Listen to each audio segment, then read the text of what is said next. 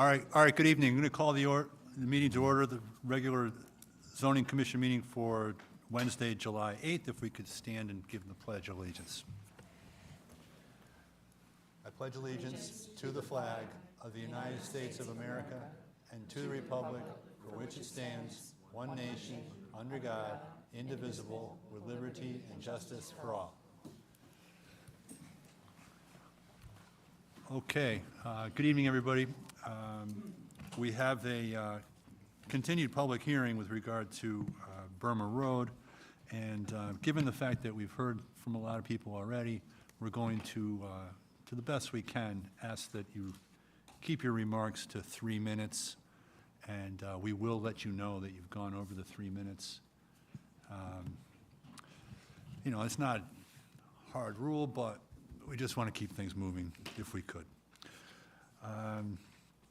So I don't think we need to seat any alternates.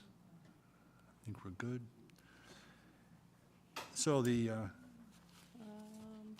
It's up to you. So Susan's not here. You could sit an alternate for her. Andrew. So- Nice. Sure. Okay. So, all right, well, given that Andrew's not here, we'll seat Dominic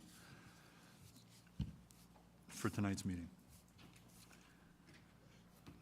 All right, we have the application for general plans. This is the continuation of the public hearing. Petition to amend split B-1A and R30 zone parcel to accommodate Planned Development District PDD number 25, 33 Burma Road, map 58, block 28, lot 1. Mr. and Mrs. Bashir and Salma Salmani, the applicant owners. A site plan is included. So, this is the continuation of the public hearing. I don't know if the applicant wants to come up or the public wants to be heard. Are we ready? Do you want to hear from us? Well, maybe we should have, To make sure we know what's in the record for a minute. It's been added to the record. all right. Absolutely. That seems reasonable. I'll listen to the public, that's fine. Okay.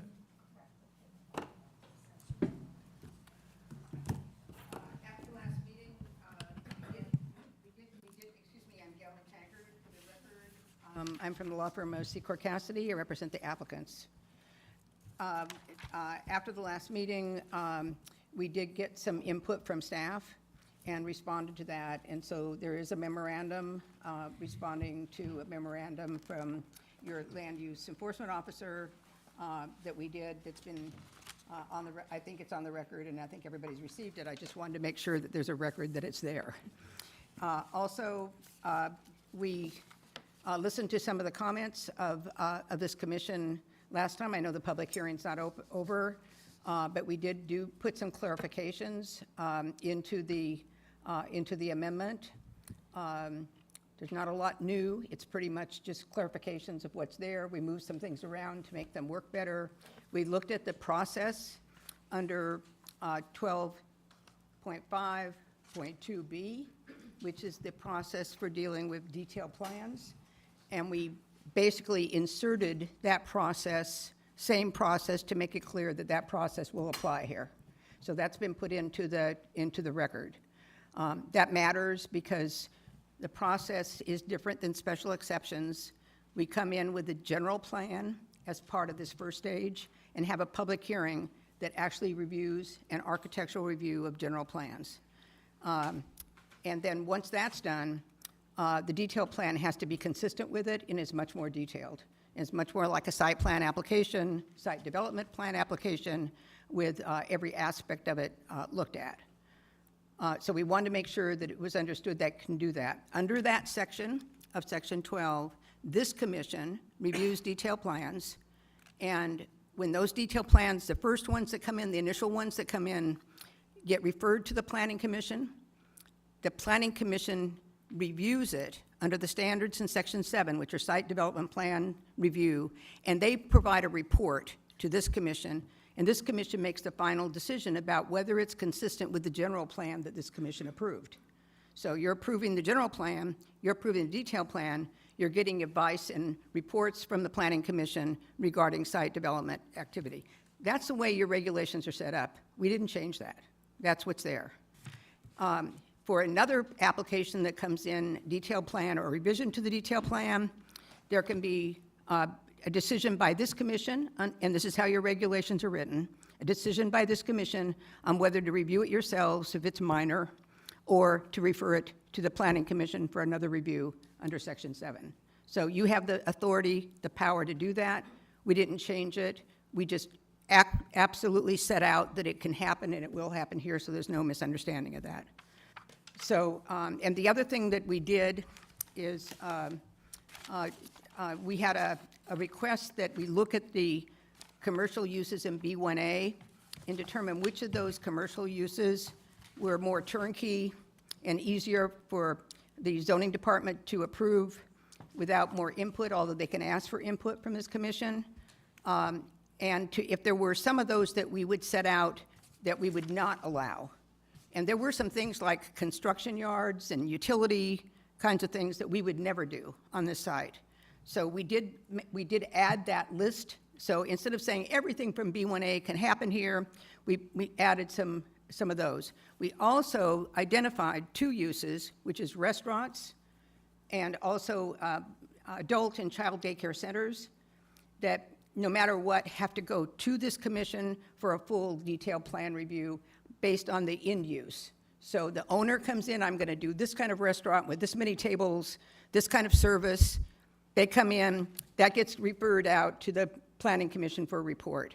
So those, I call it enhanced review, but it is a review that's allowed under your regs, but it's making certain that those 2 uses get a very careful look as to the actual end use. Now, it may be that the applicant comes in and says, we're going to put a restaurant in this space during the detailed plan approval.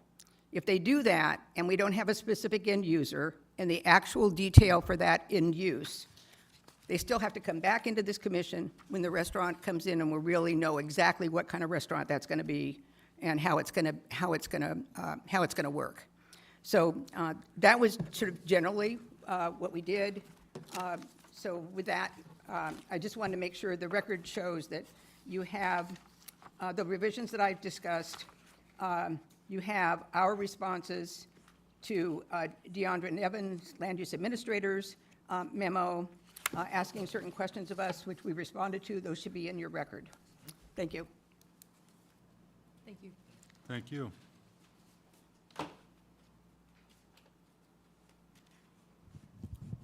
Do we have any members of the public who wish to give further comment?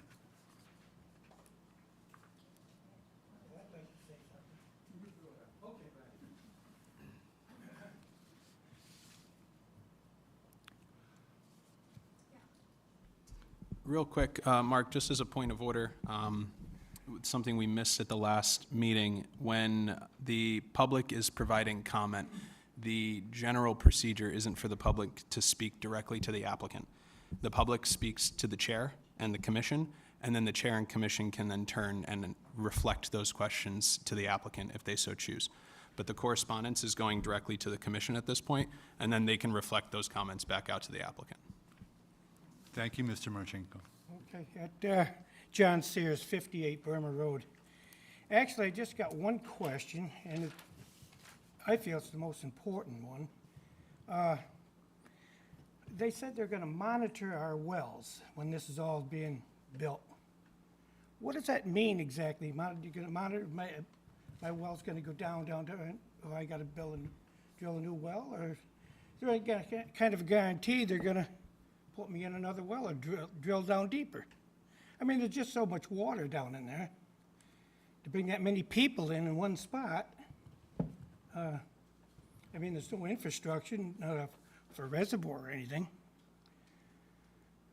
What kind of a guarantee are we going to get 10 years from now? I'm 85 years old. I got to put a new well in. All right, so But you can't answer that. I've got it that, go ahead. I was just gonna just direct the question to the applicant, and see if they had a response. Is Sure. that right? Okay.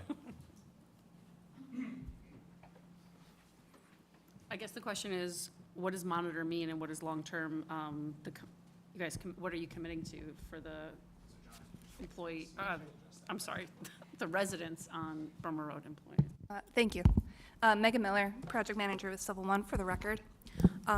As discussed at the last meeting, this is a community public water. So there are requirements that the State Department of Public Health provides, and it's to safeguard your water capacity and water quality of your wells. So when we're installing our wells, that our wells aren't going to have a negative impact on yours. So typically, if you were to put in a residential well, that's not going to be a necessary step that the applicant and the builder would need to do. But because of this type of system that we are proposing, that's required by the Department of Public Health, it's safeguarding, reviewing before construction and then post-construction. And then if there were to be any adverse impacts, there would be the responsibility of our client to remedy that with working with the Department of Public Health. So if I understood the question correctly, I think it was a little more particular. Does it involve going onto their property and testing their water? Who does that? How often does it happen? How does that work? Do they get notice? I think those are the kinds of things that he's talking about. Okay, absolutely, yes. There's going to be a company that is going to be hired to do this assessment.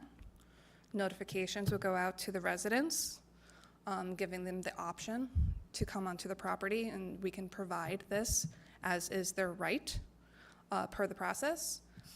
If you would like that, they would come onto your property and then monitor it. I'm sure there's a lot of moving pieces, and the frequency of how often this would happen is up to the Department of Public Health and this water company, but all of that would be communicated to the residents prior to construction starting. Does that include how long the monitoring would continue for like a period of time after the development? Yes, so there's a period of time that is determined by the Department of Public Health. Based on facts and circumstances, or is this stated always the same? It's based on every circumstance is different, so based on this specific site. And how many residents, like distance from the development, what residents would be included in that? Sure, I have that. And again, it varies, again, because based on our usage and how much, and then, of course, the survey. Let me find that for you.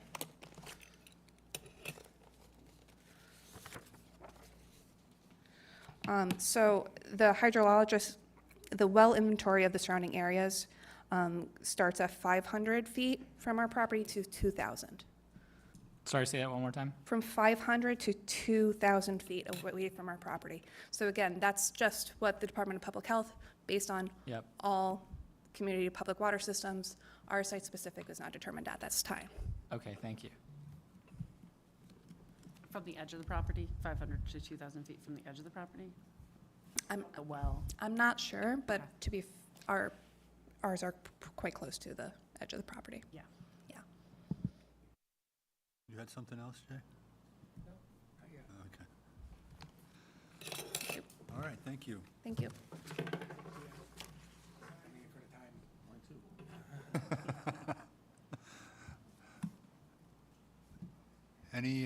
Any further public inquiry or comments?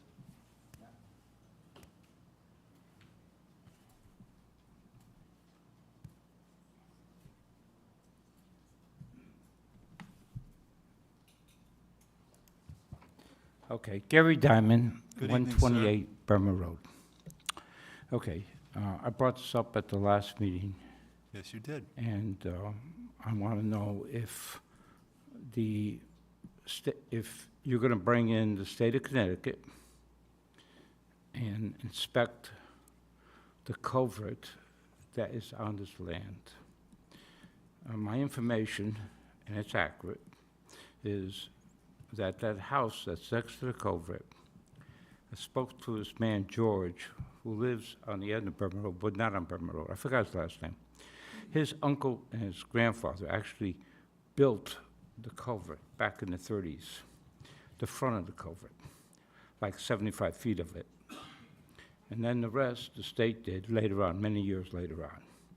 And I want, basically, I want the state of, town of Southbury to somehow get the DOT to inspect that 75-foot run from 1930s. It wasn't done by a DOT, it was done by his uncle and his grandfather back in the 30s. So you can imagine the quality of the work.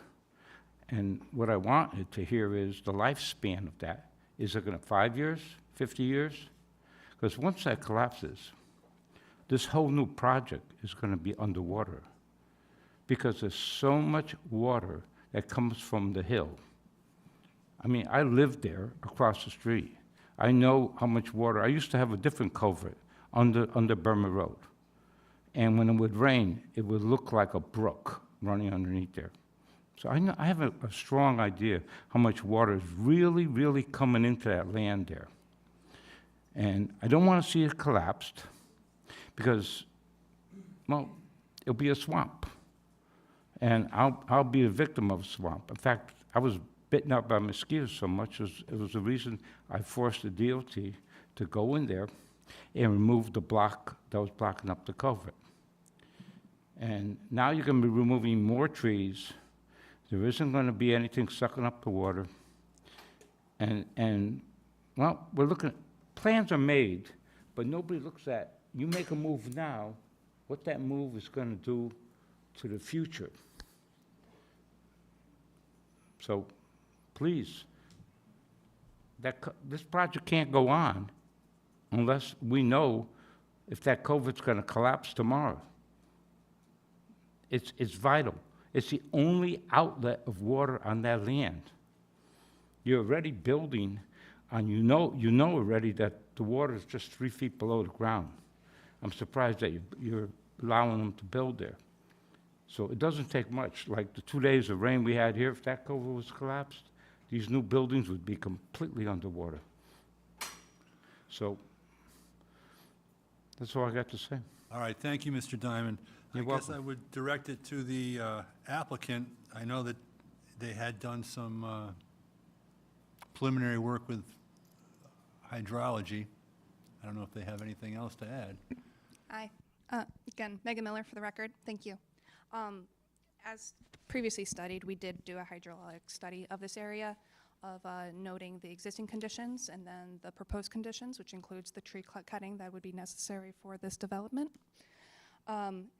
So as our report, which has been submitted, shows that we are keeping or decreasing the water for the required storm events per the zoning regulations. So that means that less water is getting to that culvert as a result of our proposed development than it is today. And we do this by the stormwater systems that we have further detailed and went into last meeting, but also would be shown on the detailed plans. As far as the culvert, it is in our applicant's best interest to maintain and protect that culvert. And then again, further continuation and then communication with Connecticut DOT or whoever owns that culvert would take place. Again, this is the general plan showing that we're decreasing the water coming to that downstream location. And any impact to that culvert would impact our client, which would need to be remedied, of course.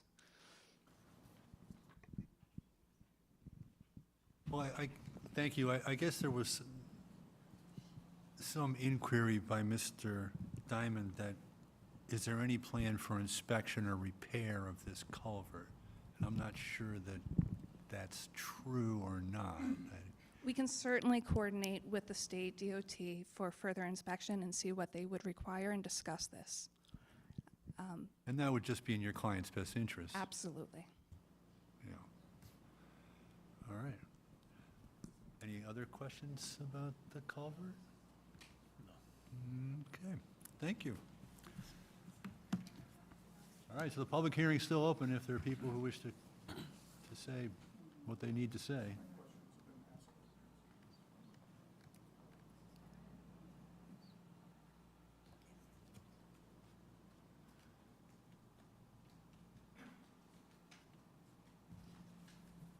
Hi, Vivian Michaels, 164 Burma Road.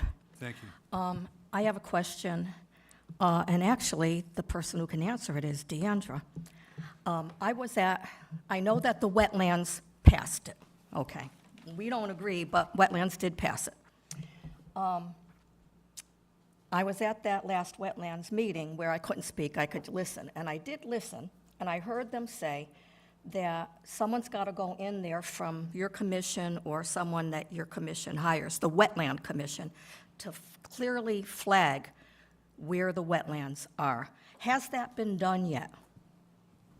So that hasn't, let me retract that. So there are existing flags that are specifically out there. They are older, they were done, but you could see some pink flags as evidence of where the wetlands demarcation is. What the Wetlands Commission had requested is that permanent markers be installed, and those permanent markers have not been done yet, but that is ultimately part of the next phase with construction process. Okay, so that'll be done before they start doing things. Timeline-wise, you don't want those markers to get in the way of the construction, but they will be required to be done before everything is completed Okay. for that site. Because I'm also, concerned about the environment. Okay. I guess that's it. Thank you, Ms. Michaels. Thank you.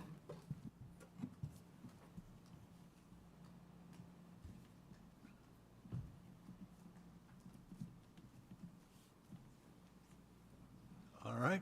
Come on up.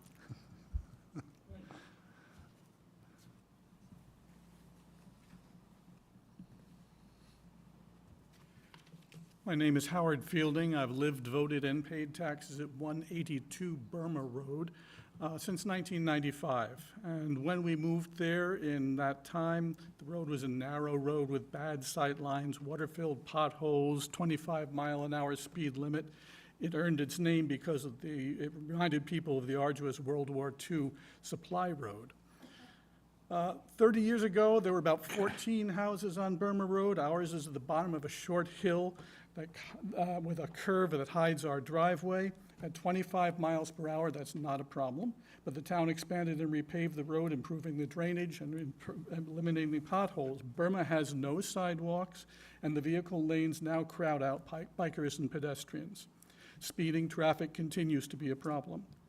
The cul-de-sac included in this proposal might relieve this, but is the cul-de-sac going to be done before the building is completed or after the building is completed? You're going to have, if it is a prerequisite, then that would make us feel better, because if it's never completed, if the cul-de-sac is never completed and the building goes in, I foresee disaster.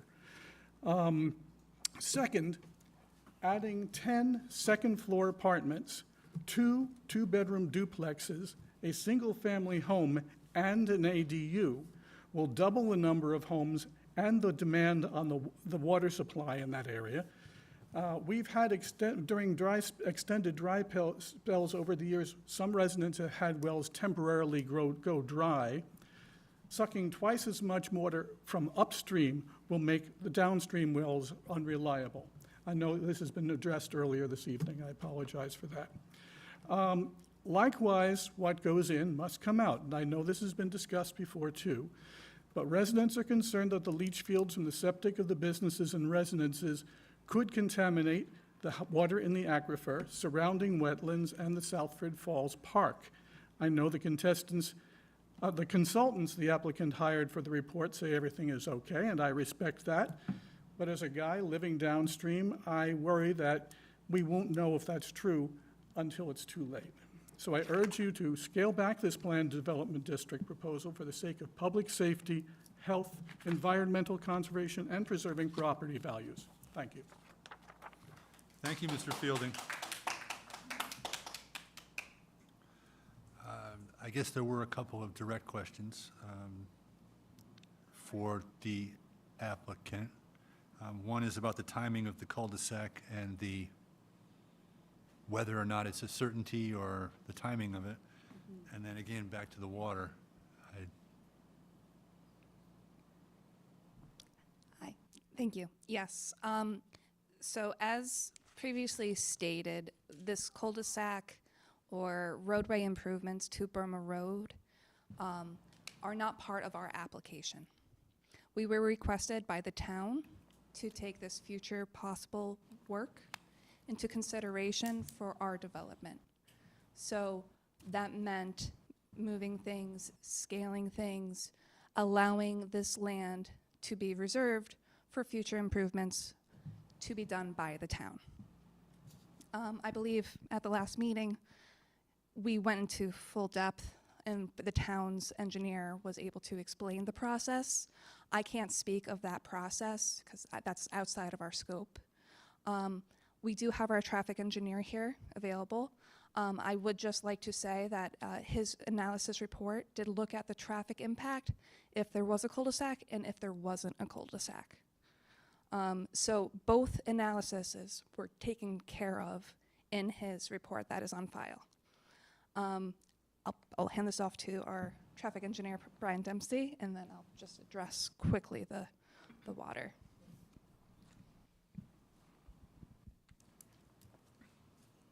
Good evening. For the record, again, Brian Dempsey. I'm a licensed professional engineer in the state of Connecticut as well as 5 other states. I'm also a certified professional traffic operations engineer and a licensed roadway safety professional.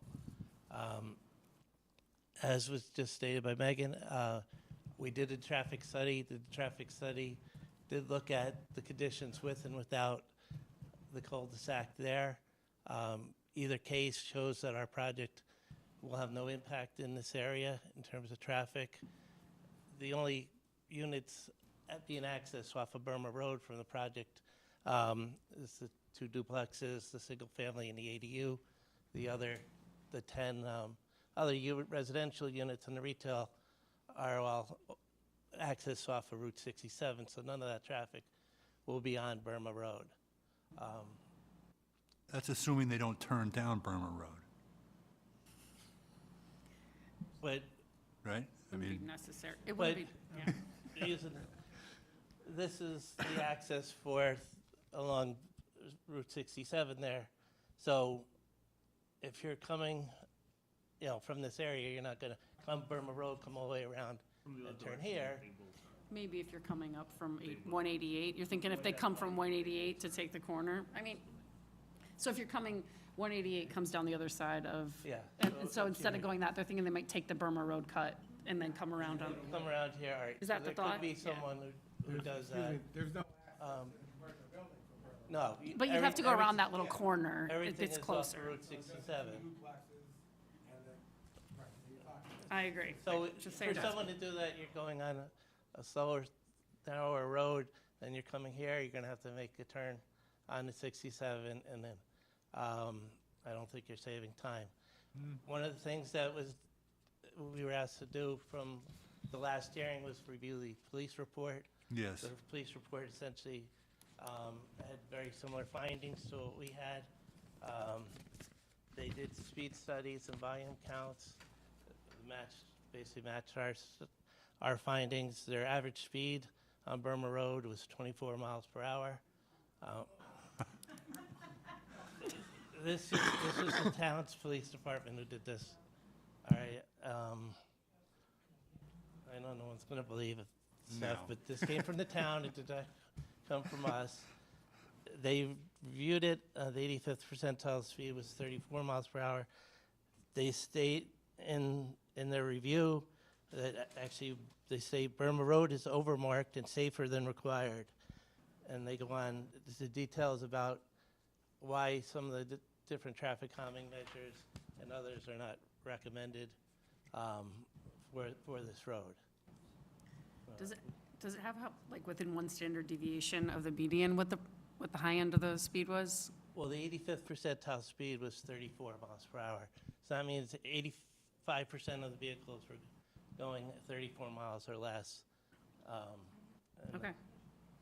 I mean, I think we have to believe it, right? But I drove it today. I don't think we have to believe it. I think we can make our own judgment. Yeah, but as I said, this is from the town itself. We didn't do that. Well, wait a second. Wait. Oh, you did? She stood up and waved her hand. All right. Thank you, Mr. Williams. Hi, Vivian Michaels again. I challenge 164 Burma Road. I challenge anybody to park in my driveway or Barbara's driveway and just sit there for an hour. I mean, we took a walk this morning, Barbara and I, and I mean, the cars were flying by.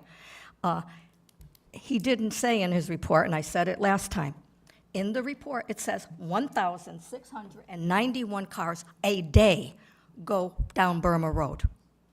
That's a lot of cars. Okay. The report was not accurate, in my opinion, because they did that report after they had one of those things that tell you what the speed is, okay? And they had that at the beginning of the road. So everybody saw that, and they slowed down because the thing was there. So it didn't accurate, you know what I mean? People slowed in response to seeing the speed thing that told them how fast they were going. They slowed down. So it didn't really reflect what they do when that thing isn't there. So they don't slow down when they see you? On the- Well, believe me, Barbara and I have actually stood in the road and waved them like, slow down. Okay, really. They'll slow down when they see that they're being monitored. Right. So that report was done when they were being monitored. Ms. Michaels, I'm quite sure he's just following standard Well, yeah. Paul, and this No, is the I way the know, studies I are know, done, but I'm and just I saying, don't it's think still there's a any, dangerous. you know. And even when they go to begin to do their construction, they better park some policemen down there, because there is going to be a big problem. I mean, today, someone was working on someone's driveway, and cars were flying by, and it was really scary. All right, thank you, Ms. Michaels. Okay, I'm sorry. The right time to share this, but I do think that on some level, the traffic on the Burma Road and is unrelated to these additional 2.5 properties. And I do think it is something the town's considering, which is why we asked, someone asked them to consider the. No, I know that. So I guess I'm just saying, as my position on the commission, Yeah. I think we've heard you guys, and we all understand the concern. Well, and, each duplex, a duplex, so most people, like say there's a husband and wife, a boyfriend and girlfriend, each duplex can generate 4 cars. So that's 4, 8, and I don't know how many the accessory house does. The accessory house, I think, is supposed to have 5 bedrooms, is that true? Oh, I can't ask her, okay. So there's quite a few I think it's cars 5 coming in and total. out. Yeah. 5 total. No, I do understand. It's not exactly the point of the meeting, but we're worried about that, too. Thank you. Thank you. Just, Yeah, let's have Brian Again, get to the, as I yeah. stated, these measurements were done by the town police, not by us. One. Number 2, I did not see what machine they use, but most of those machines, when they are flashing the speed, the machine's already recorded what the speed was before it flashes the number. It's one of the safety things they put in these machines. So it will record a number, then it will flash what your speed is. So it's already on record before somebody sees it and slows up. An option town could consider is installing a full-time one of those machines on Burma Road in each direction. And the volumes they stated is total both directions. It wasn't just one direction that she had just stated there. Okay. But the police said they have many more critical roads that have more issues, they feel, than on Burma Road. That's not to say they also talk about increasing enforcement there, but they have to increase enforcement in all areas around the town. All right, thank you. And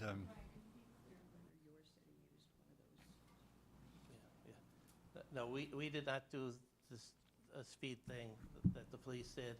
We had cameras counting at the different intersections, so we have videos of the actual intersections themselves. And we include how many cars turn left, right, go straight, and such. just so we can all understand, you've been doing traffic studies for how long? 40-something years. Okay, thank you. Thank you.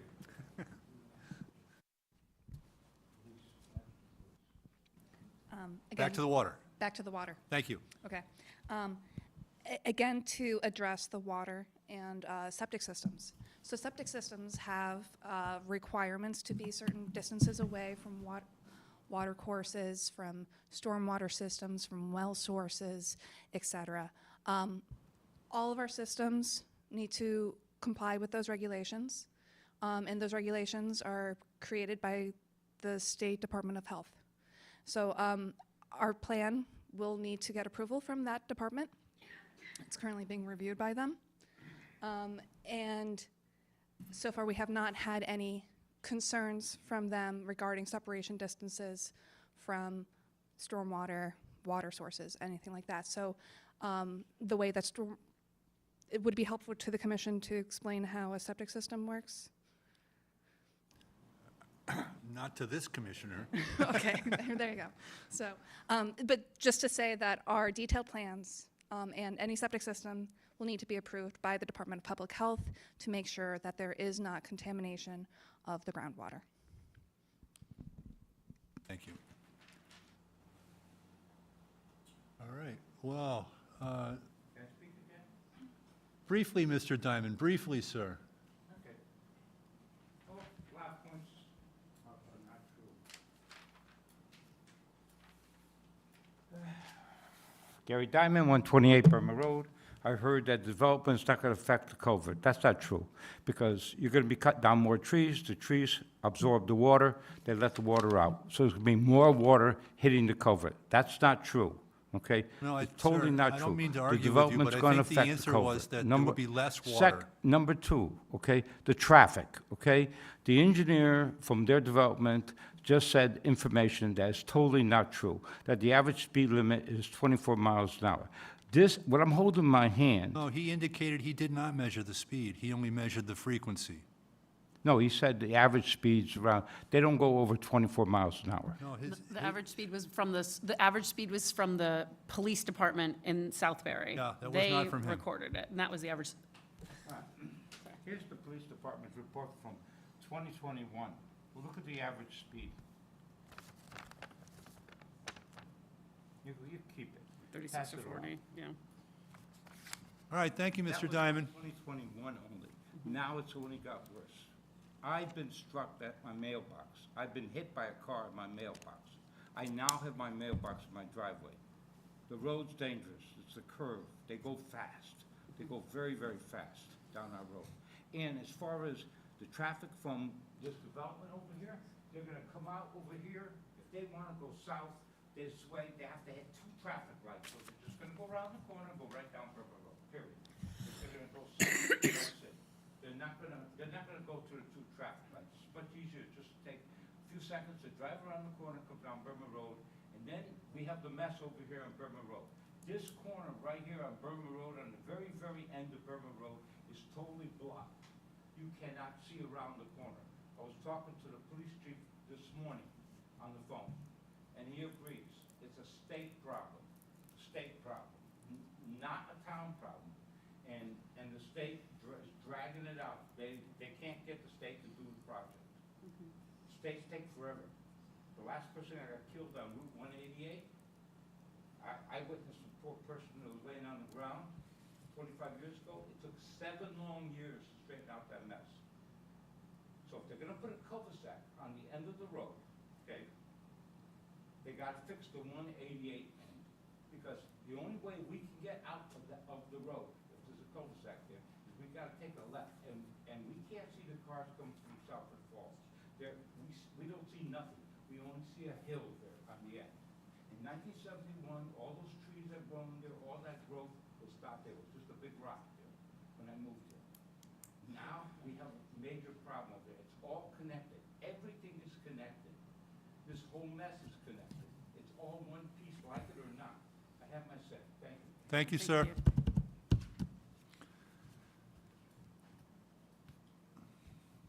Yes, ma'am.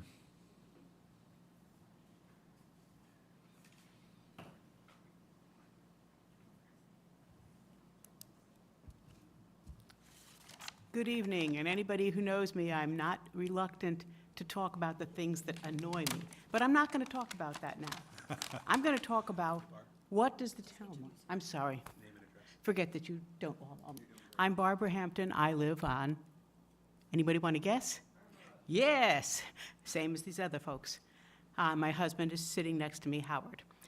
We moved there several years ago when our kids were very little because we had been in the town, we got to know the different neighborhoods, and we said, this is a nice area. It's a nice, quiet street with neighbors next door. The kids can get to know each other. The school bus comes down the road. Everything is wonderful. And there's a park around the corner. You can just walk over to the park. Now, that's how I felt when I saw that stuff. And I think that's the things that a lot of people choosing a property to buy also think about it. For all of you, did any of you say, I want to be on a shortcut road so I can get back to my house and save at least 30 seconds before I get to my house? No, because you know, that means somebody's going to get hurt or killed. So hopefully all you folks don't drive that way, right? Anybody want to volunteer that they drive that way? No. We need to have a built-in system which proper road design, including, of course, speed limits, and cutting the road so that there's good visibility, and enforcement. And that is this thing that you guys can't solve, except to acknowledge that there is a problem, and we need good studies on the road as to how to correct the problem, and good enforcement to make sure the people who don't care about anybody but themselves will get the message personally delivered to them by the state of Connecticut. So that's my request. Think about what this does to the value of your property. You may say, oh, I don't have any kids. I'm not worried about my kids playing in the road. My kids are all grown up and moved away. Yeah, but you're going to someday want to sell that property. And if that property is on a road that has a reputation for speeding and accidents and injuries, you know, I'm not selling real estate, but anybody here who does sell real estate says, that's going to be a tough piece of property. So you open up the paper to think about where you want to buy a house, and there's a story about terrible crash. There's a story about people complaining about cars going onto their property and digging them up. So you got to think more than just your own personal interest and what you can do.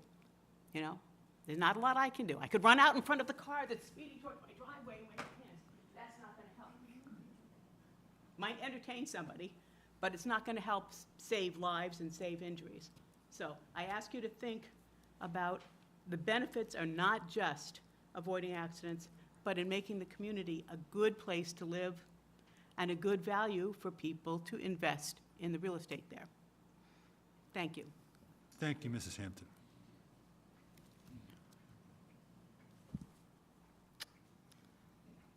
So,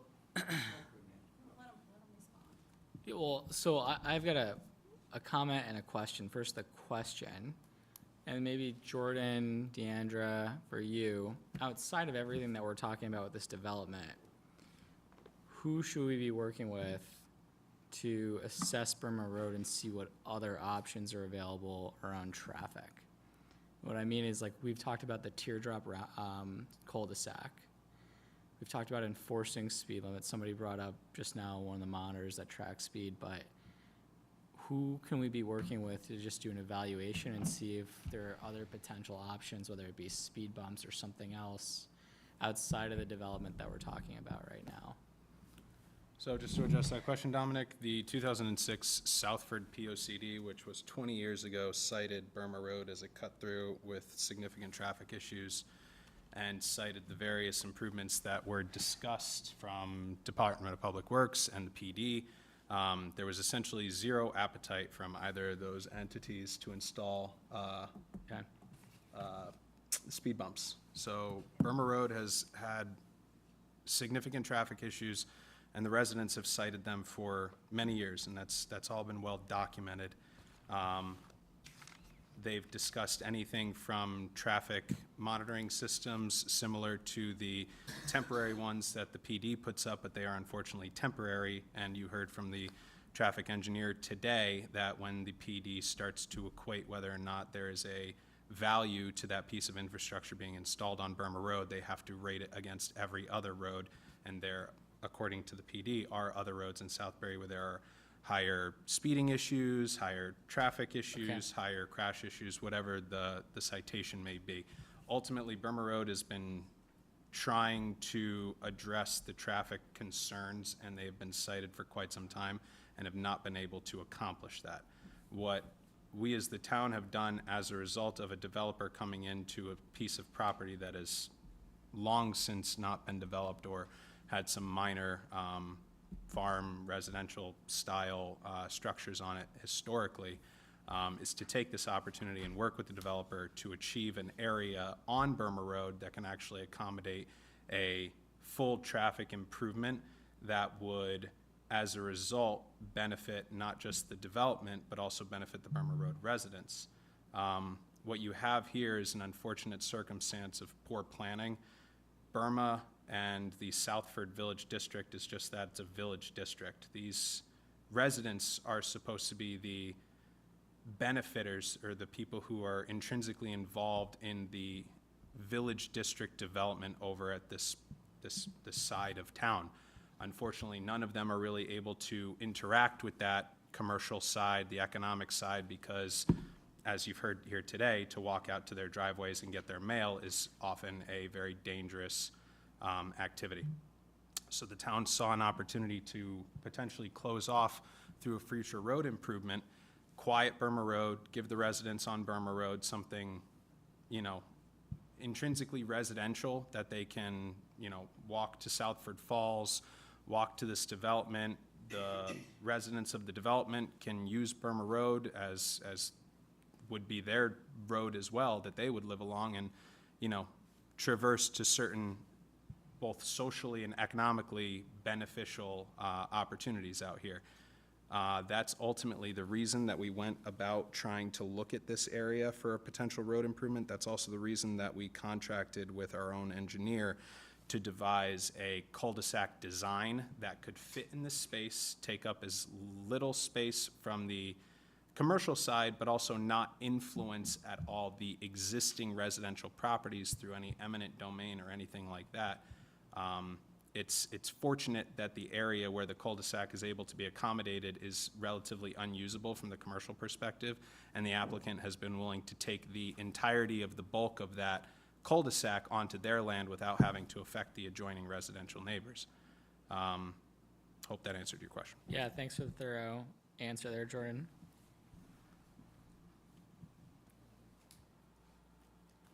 There was a hand, yes. Come on up.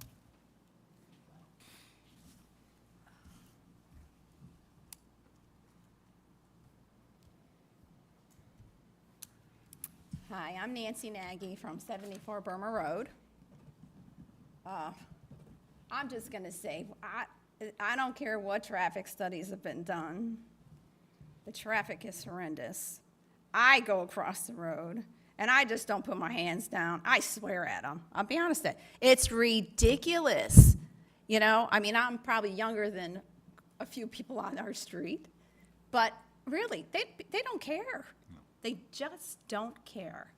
So, and there is a lot of traffic. I'm up at 4 or 5 o'clock in the morning. I'm up until midnight, so there is.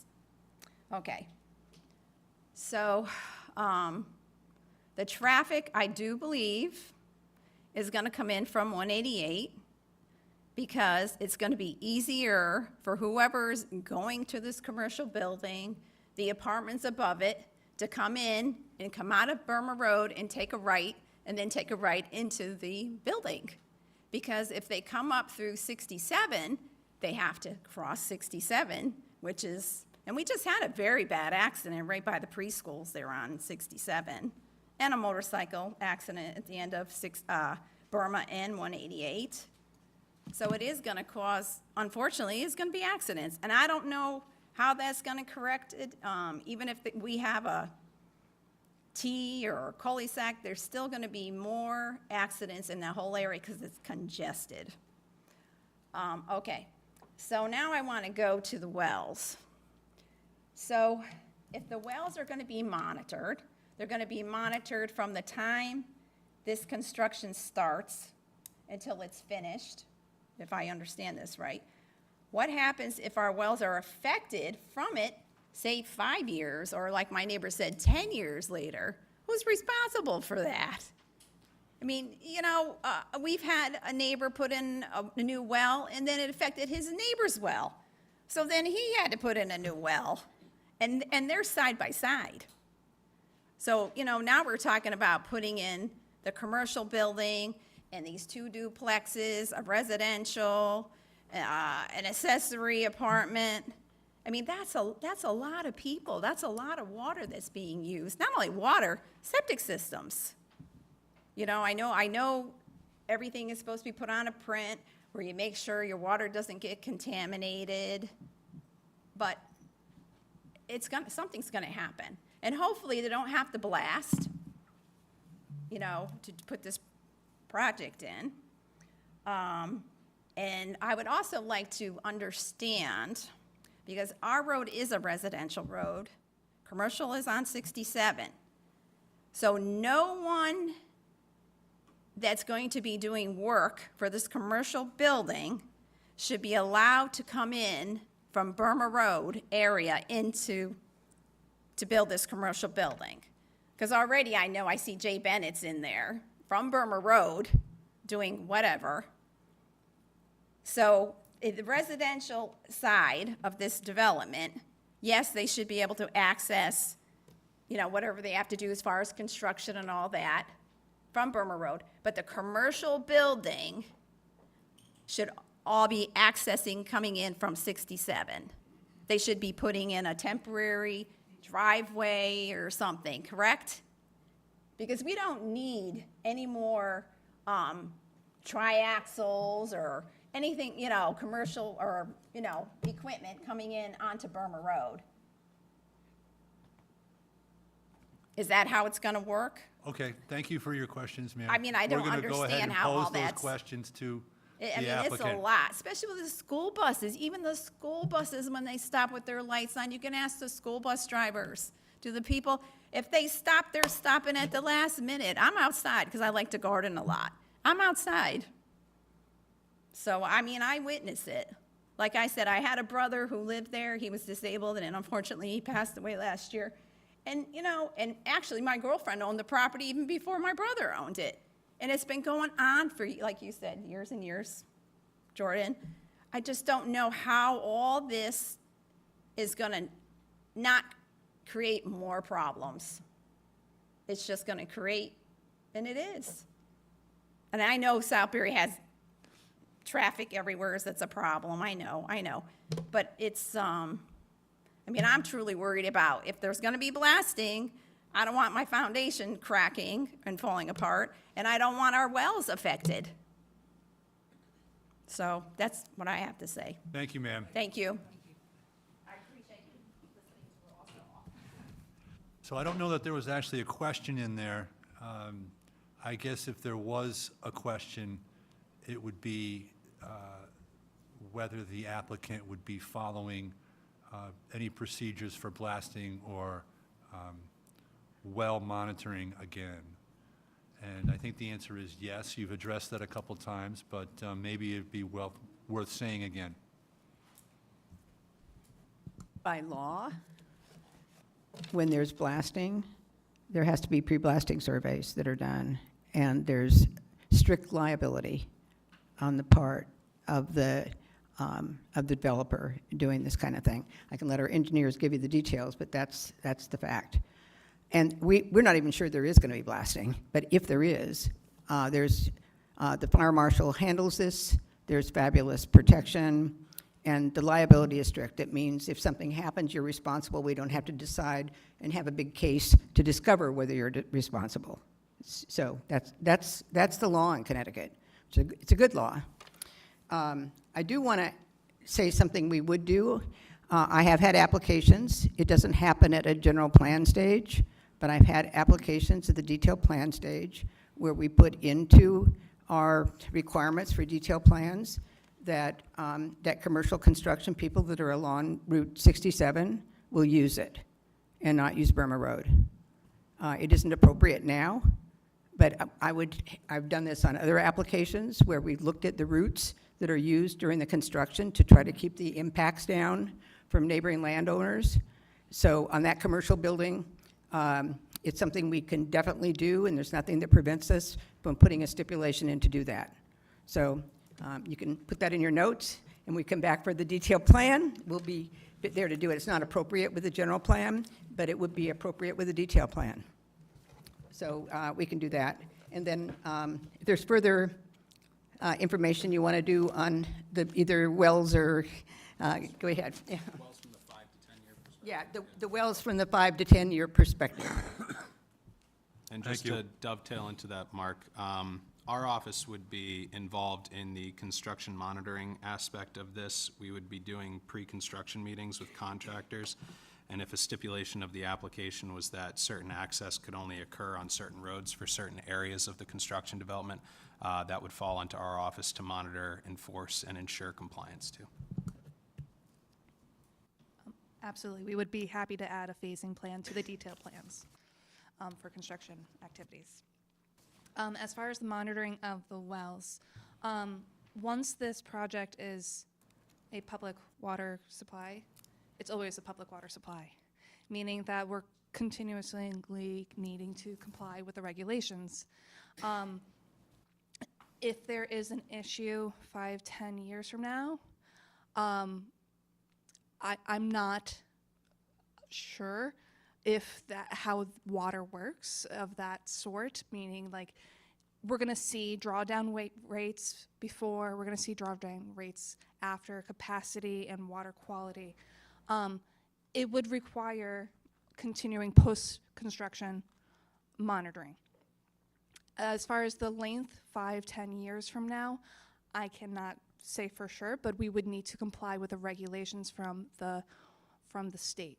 So if the state requires that timeline of continuously monitoring the adjacent properties, we would need to comply with that. Thank you.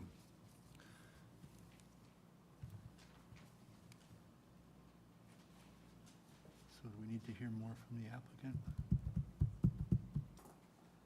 Unless they wanted to come up, it's up to them.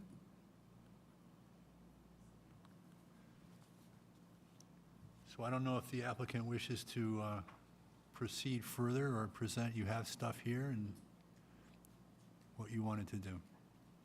I think we've pretty thoroughly gone through what the application involves. I will say there was a comment on the MDAUs and why we chose to do it the way we did with it's not an ADU. We didn't expect it to be an ADU. We expected it to be another classification of a dwelling. We like the idea that it isn't just somebody's mother-in-law, that it would be someone who could come into Southbury and live here, a young person, somebody who's trying to step down for where they live, a young adult that couldn't afford to build a house. It does provide that. We like the separate driveway part because we thought it would be attractive to that person. They'd have some privacy. It also means that you don't have 2 cars running onto one driveway, doing those sorts of things. I will tell you, it's probably not a deal breaker with us. If this commission, when they looked at this and did the vote for approval, if you just couldn't stand it unless we did a shared driveway, we'll stipulate to you that we would do it and add that. We're just asking you to consider that it does provide something different than a regular ADU. It was never meant to be an ADU. It is also true that the ownership, everyone along this road that lives on Burma Road and lives on my road can rent their houses out to anybody. We don't control how people do that.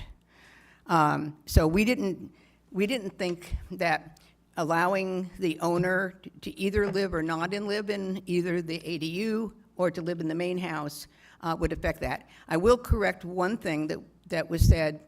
What we did in our regulation is we said the total number of bedrooms in the single-family house and the ADU is 6. total. So if there's 2 bedrooms in the ADU, which is the maximum that can be in the ADU, there can only be 4 in the single family. And also, if we were to not do this development and subdivide the residential side of this property on Burma Road, there would be more houses, more curb cuts than we're proposing. If we just did a straight subdivision, and there would be no public hearing, and there would be no traffic study. Subdivisions are out of right administrative approvals. If you meet the regulations, you get to do it. So what we're doing is less intense than what would have happened if we just developed the property as a subdivision on that side, which we could do. So part of this, and in terms of the neighbors, I absolutely understand we have understood the concerns from Burma Road. We heard them when we came in and we did the zoning amendment. We're aware of it. We had a long conversation with our client because the town, if it were going to do this, without our cooperation, would have to do an eminent domain proceeding to take this property from us. We said we're not going to do that. We think it's important that we could be the first step. By us putting that property out there and making it available to the town, town's got to have town meetings, it's got to decide what to do, the engineering has to happen. A single property owner doesn't design roads for the town that way. But we do provide the ability for the town to do this more easily by providing this in. And having that engineering study was helpful because instead of coming in and putting it on top of parking lots and on top of things we already had, we were able to work around it. So it was a positive for us to be able to not be looking at facing that in the future, but it also was very much a positive for the town for getting the plan that they thought would be the best for that piece of property. I'm hoping that it does get resolved. And we don't have enough power as this one property owner to fix that, but we had the power to do one thing, which was to make that property available, and we did that. And we're doing it without eminent domain proceedings. So I wanted to point that out. The rest of this PDD, in many, many ways, is very consistent with the Southford Plan of Conservation and Development, even though we're, in fact, a PDD, which is our own text for this. We have a lot of aspects of that. The way we put the way we organized and put the configurations up by the street is part of that. The fact that we have apartments over the commercial space is part of that. The uses that we're using that are B1A uses, it's B1A that was chosen for that area, Southford. The R30 that's over on the residential side, I've just said we're doing less than actually that, but it's consistent with that. So this PDD, by doing the PDD, it allowed us to do the cul-de-sac, and the main thing it allowed was the buffer areas, and we added to our map a second buffer area to protect the areas that are between the commercial mixed-use building and the Burma Road residents across the way. So now there's the buffer that's between the commercial mixed use, I should say, because it has residents, the mixed use area and the residential. And then there's now another buffer area too that we added to the map that has the same restrictions as that main buffer area for what I called robust planting, which will happen with the detailed plans. We'll have to bring in landscaping plans to show that. So now there is the protection, and some of the neighbors talked about that. That helps with, even though the elevation isn't the same, and so the headlights may not be in, but it helps to protect headlights, sound. It's causing protection for the people that are also on Burma Road, but aren't part of the residence section there, So it's added to it. We also did add the stone wall protection that the Planning Commission had a comment on to say when that stone wall, if it comes down, that gets replaced on the property so that we use that wonderful resource and do that. So I think we've tried to meet every comment. Good comments by the commission, good questions by the commission, by your staff. We think we've answered everything, and we're hoping you'll approve it. All right, before you go, before you go. Thank you, as always, for a thorough presentation. Going to the, your comments about the cul-de-sac deed or, I don't know if exchange is the right word, but the deeding of the land that would be necessary, the 9,979 square feet. Yes. Would your, do you think that your client or that you are willing to agree that the deed must be acceptable to town council and the land use? Oh, yeah, you're going to, your council, and you're gonna have to have a town meeting to take in, the town, you know. So what I was yeah, getting at yeah, is that, Yes, that, you know, it's your deed, yes, so you're gonna have to draft this thing, and, it'll be a warranty deed. so, whatever Yeah. form it is. Yeah, whatever form okay. it is. But it's being a condition or something that we can both rely on, that the deed will be acceptable or not complete until it's accepted by town council and the land use administrator. As long as it covers the area that we've agreed to. Yes, the answer is yes. The town may, I would guess that they would want a warranty deed to this. There are roads and road areas that are easements, and they have the same responsibility as if there's ownership. Usually, in this modern day, it's better to just deed the property, and it's better for our clients to deed the property and not have any lingering ownership of a road. Right. So this would be a deed out. We didn't put strings on that. We didn't put strings on this deed, except that it's for road purposes. We're not going to let the town take it in for carnival. So, I mean, that's the only restriction, yeah. And your client was not looking for any compensation that, We are not, that's what I meant by that there's no eminent domain proceeding, yeah, all right, no, I just yeah. want to be clear. No, it's a good question. Thank Yeah, you. no. So any other, while we have her here, any other comments or questions from commissioners? You know, there's been a lot of information in the last few days. We did get comments not that long ago that we were responding to, however. No, and Okay. I appreciate that you had to move quickly Okay. as well. Okay. So, without, you know, I don't want to not take this opportunity to discuss what you term the MADU? It's MDAU. MDAU. Yes, Modified Detached Accessory Unit. Right. So some of the issues that have been brought up by the land use officers is that there's a concern that following a subdivision, that there's going to be, I don't want to say nonconformity, but sort of an outlier property that is on its own, it's a rental unit, it's not going to have to be owner-occupied. It's still going to be under the PDD 25 as opposed to reverting to the R30. So it does not become non-conforming for that So reason.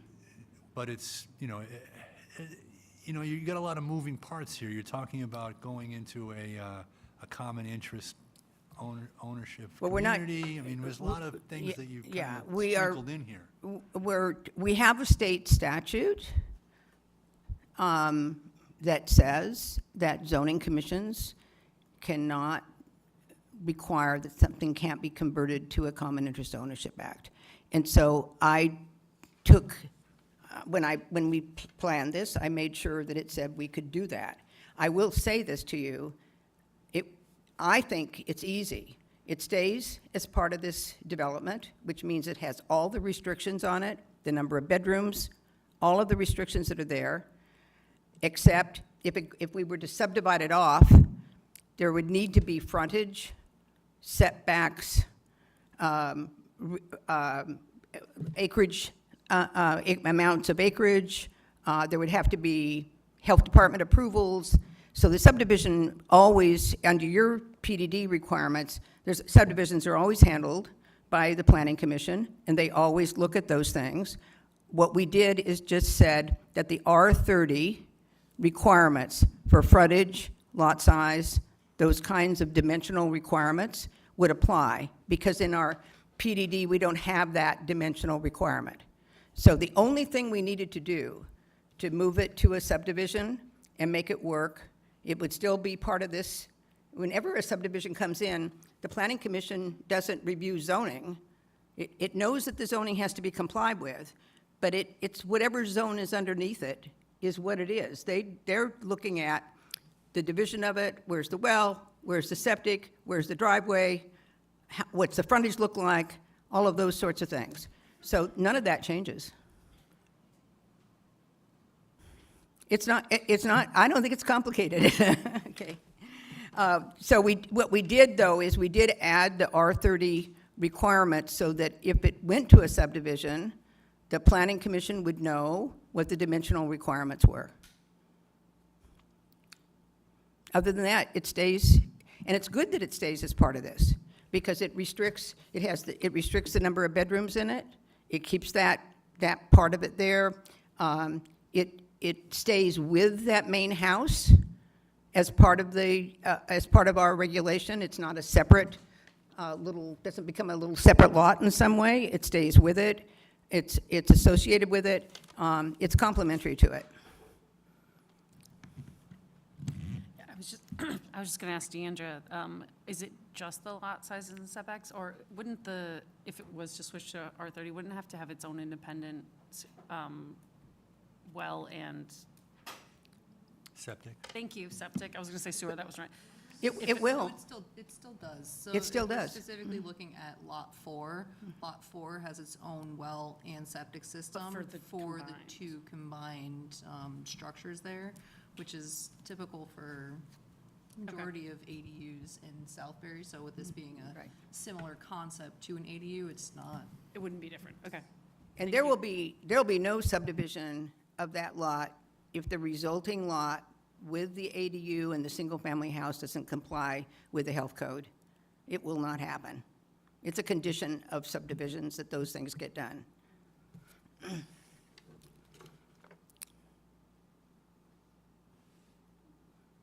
other questions from the commission? All righty. I'd like to say one last thing, if I could. Okay, well, come on up and let's have it out.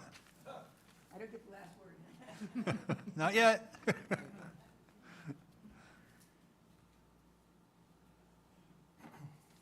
Yeah, John Sears, 58 Burma Road. We've been there quite a few years, but mostly all the houses that are built on Burma Road came after us. And we've never had a trouble with the water. That's why I'm mainly concerned about the water. They built a duplex right next to me in the 70s, and as soon as they did, put in a well, our well went down. We had to put in a new well. So, like I said, we saw all the houses being built, but each and every one of them's got a well, but they're spread out. This thing that's gonna be right across the street with all the people right there is gonna be a different concern completely. And I can, dealing with Mother Nature, there's only just so much water down in there. And like you say, 10 years, she's not gonna guarantee. Who wants to put in whatever well it's gonna cost in 10 years, maybe $20,000? I don't really want to pay for that because he wanted to build this big thing across the street. Didn't do me any good at all, So you got to try to protect yourself though too, but the water is a pretty major concern. Thank you. Thank you, sir. I don't believe there was a question in there, but if you feel that there's a response, go ahead. If you don't mind. Again, when that duplex came in next to you, they didn't have the requirements that we're going to have. So we need to look at the capacity of your wells, of our wells. If our proposed water consumption affects your wells, they're going to limit us. Can I say something though too? It's all about, look, are you going to be around in 10 years to follow up on any of this? No. And who's going to say? All right, well, here's how the process works. If you want to ask questions, you come on up and go to the dais, but she's already addressed this question at least twice. So I don't know that giving the same answer a third time is going to be any clarification.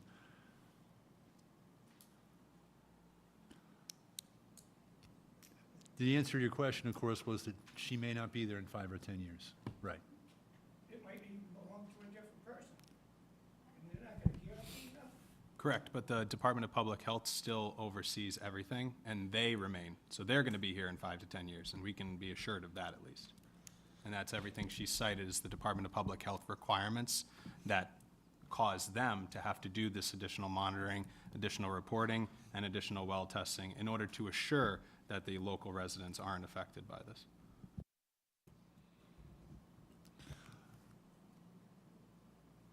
All right. Department of Public Health, so John, she cited the Department of Public Health, okay? So they work for the state, okay? So the state has that requirement overseeing this type of development, so they're gonna have to oversee it as far and as long as their requirements stipulate.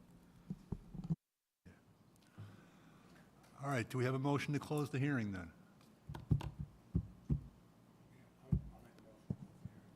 Okay, I can second. All those in favor of closing the public hearing? Public hearing, yep, aye. All right, unanimously close the public hearing.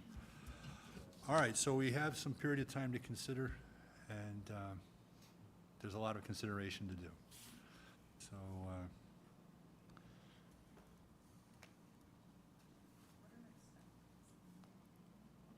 we have 65 days to approve, So or not, to vote.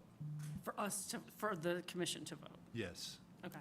So, Katrina, at this point, the public hearing is closed, so no additional information can come forward, but the commissioners can talk amongst themselves and This might not be the point to ask, but should we do that via email, or are we gonna plan to sit and chat about it? Why don't we try emailing and see how that goes? All right, sounds good. No. SharePoint. No. What was that, Mark? so, I missed that.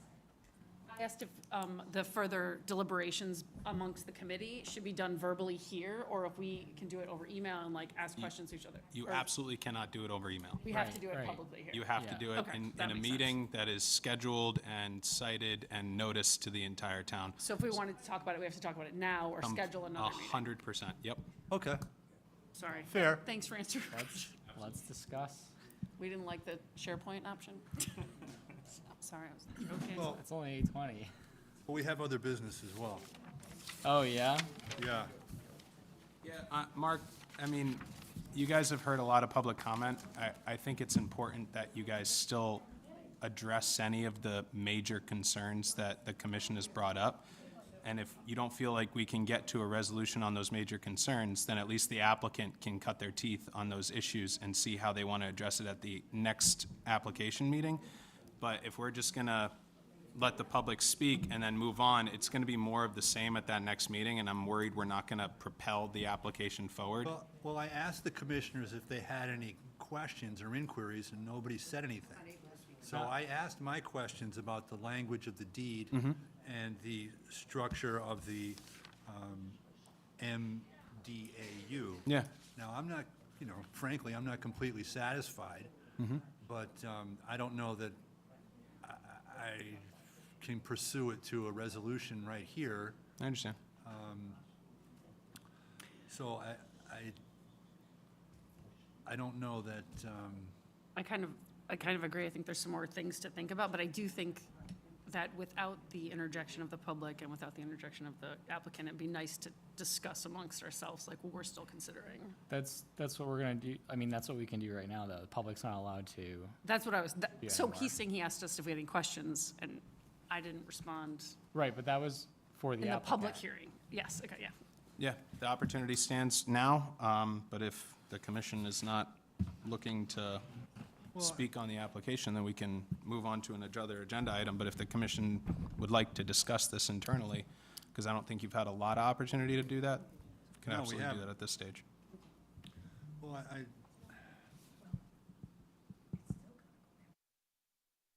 I don't know how long that discussion would take. It could be quite a long discussion.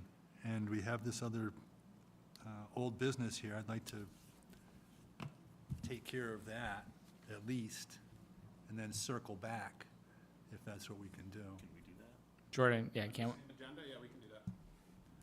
All right, so why don't we do that just as a courtesy to application, the old business application 26-0407-ZC, modification of detailed plans for 774 Main Street South.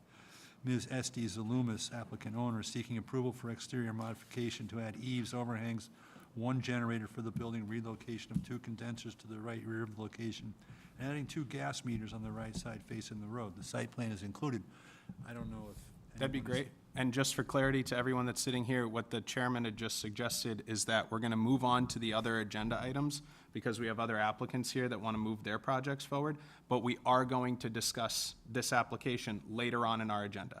So if the residents leave, you're gonna miss some of the conversation, but if you hang tight, we're gonna address it later on.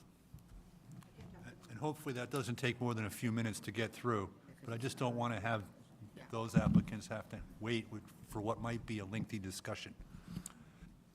So I don't Correct. know And if, so what we'll do at the end of this, Mark, is we'll vote to move the discussion and decision section of this application just after the discussion on the comprehensive zoning regulation rewrite. Since it's not on the agenda, we'll have to vote to add the discussion and the decision in under item number 2.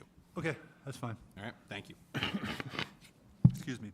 So is anyone here on this?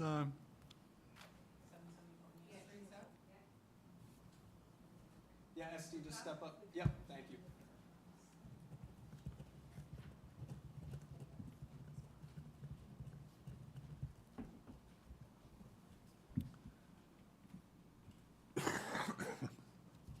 Hi, my name is Esty Zalumis, 774 Main Street South in Southbury. So you have everything in front of you as far as what we're looking for. One of them, shall I go over all the details that we were? I don't know, I think, So Yeah, go ahead. Essie, it's really up to you. Yeah. But to kind of wrap it up in a nutshell, this has been on our docket here for the commission meeting for a while. Essie's been working in the background with the Mark Cody, the building inspector, and Derek, the fire marshal, in order to determine the necessary ingress and egress for stairs and ramp addressing the ADA components. Now, that was not originally on this site plan, so that's why this is coming forward as a modification. So these stairs are required to come in and come out of the building, and then the ramp is required for ADA purposes. So this is the modification before us. Additionally, Essie's got some lights on the exterior of the structure, floodlights. She's got the camera sensors, and then there was also the gas meter and the water meter that were also part of that, all which are required as part of the building to operate, but they were not on the site plan. So that's why this is the modification coming before the commission now to consider and discuss. It's a tight site, so Essie being able to fit everything into it that would be required. She's done a great job in the back end of it, and the site plan definitely does show that. She's been willing to work with us. I want to point out the only concern that I have at this point is that we were unable to obtain what we call a photometric plan. And so the ability to confirm compliance with Section 11, the lighting regulations, at this time for the application, it's not an option. So what I have written up in the resolution is a condition that Esty, as the applicant and the owner, will have to coordinate with myself to conduct a nighttime inspection to confirm that all of the lights are in compliance with Section 11, and that is ultimately what would confirm the compliance. We do have a draft resolution. Esty, if I forgot anything, please jump in and No, rope the I commission think- on in. Yeah, I think it's all covered. We used an engineer, Stuart Somers, and he worked all the all the site map and everything.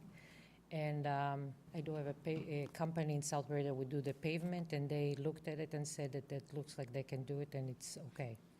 So it's just little, the size of the property is small, so the original building that was there, everything was built without, I don't know, right now it would not be approved. So you can put, for example, a generator, it wasn't a generator, but the condensers they couldn't be that close to the building in a certain way, so we had to move it around the corner, even though I preferred them to be all at one rather than all around. But we did it, whatever the rules are for the electrician, or, so we did everything. The inside of the building is already done, and it's pretty much within a week or so, it's probably going to be completely done. Came out beautiful.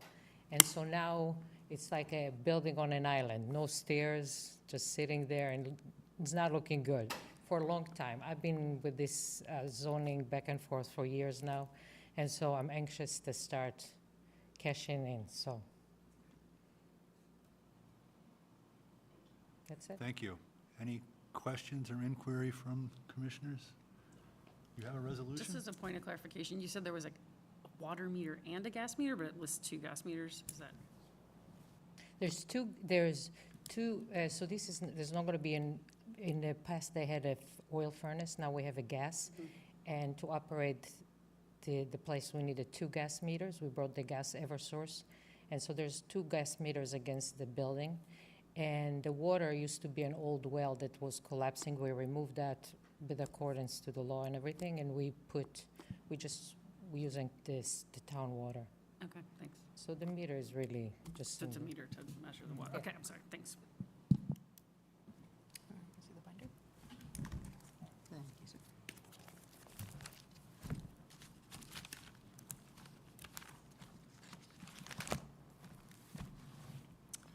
All right, so this is the draft resolution for 774 Main Street South.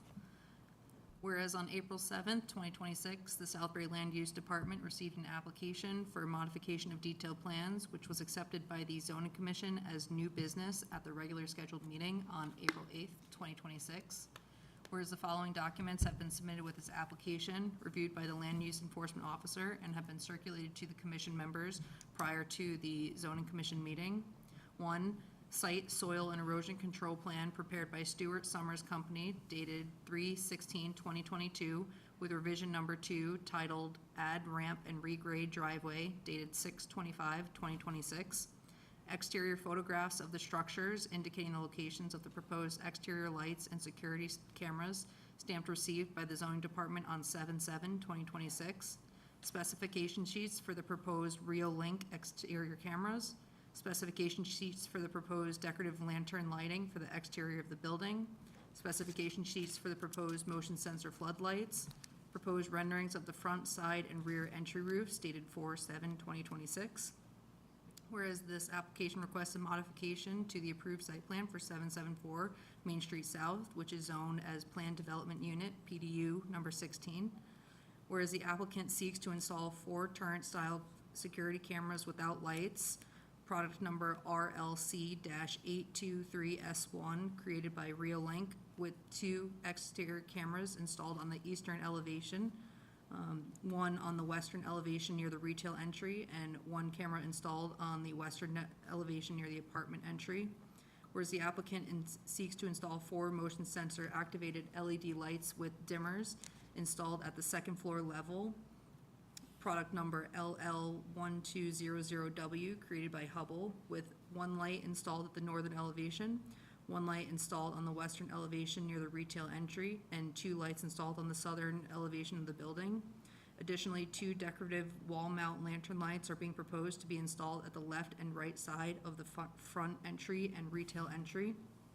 Whereas the applicant is proposing to install black aluminum shed roofs with pencil ribbing over the 3 entry points at the building, including the following components.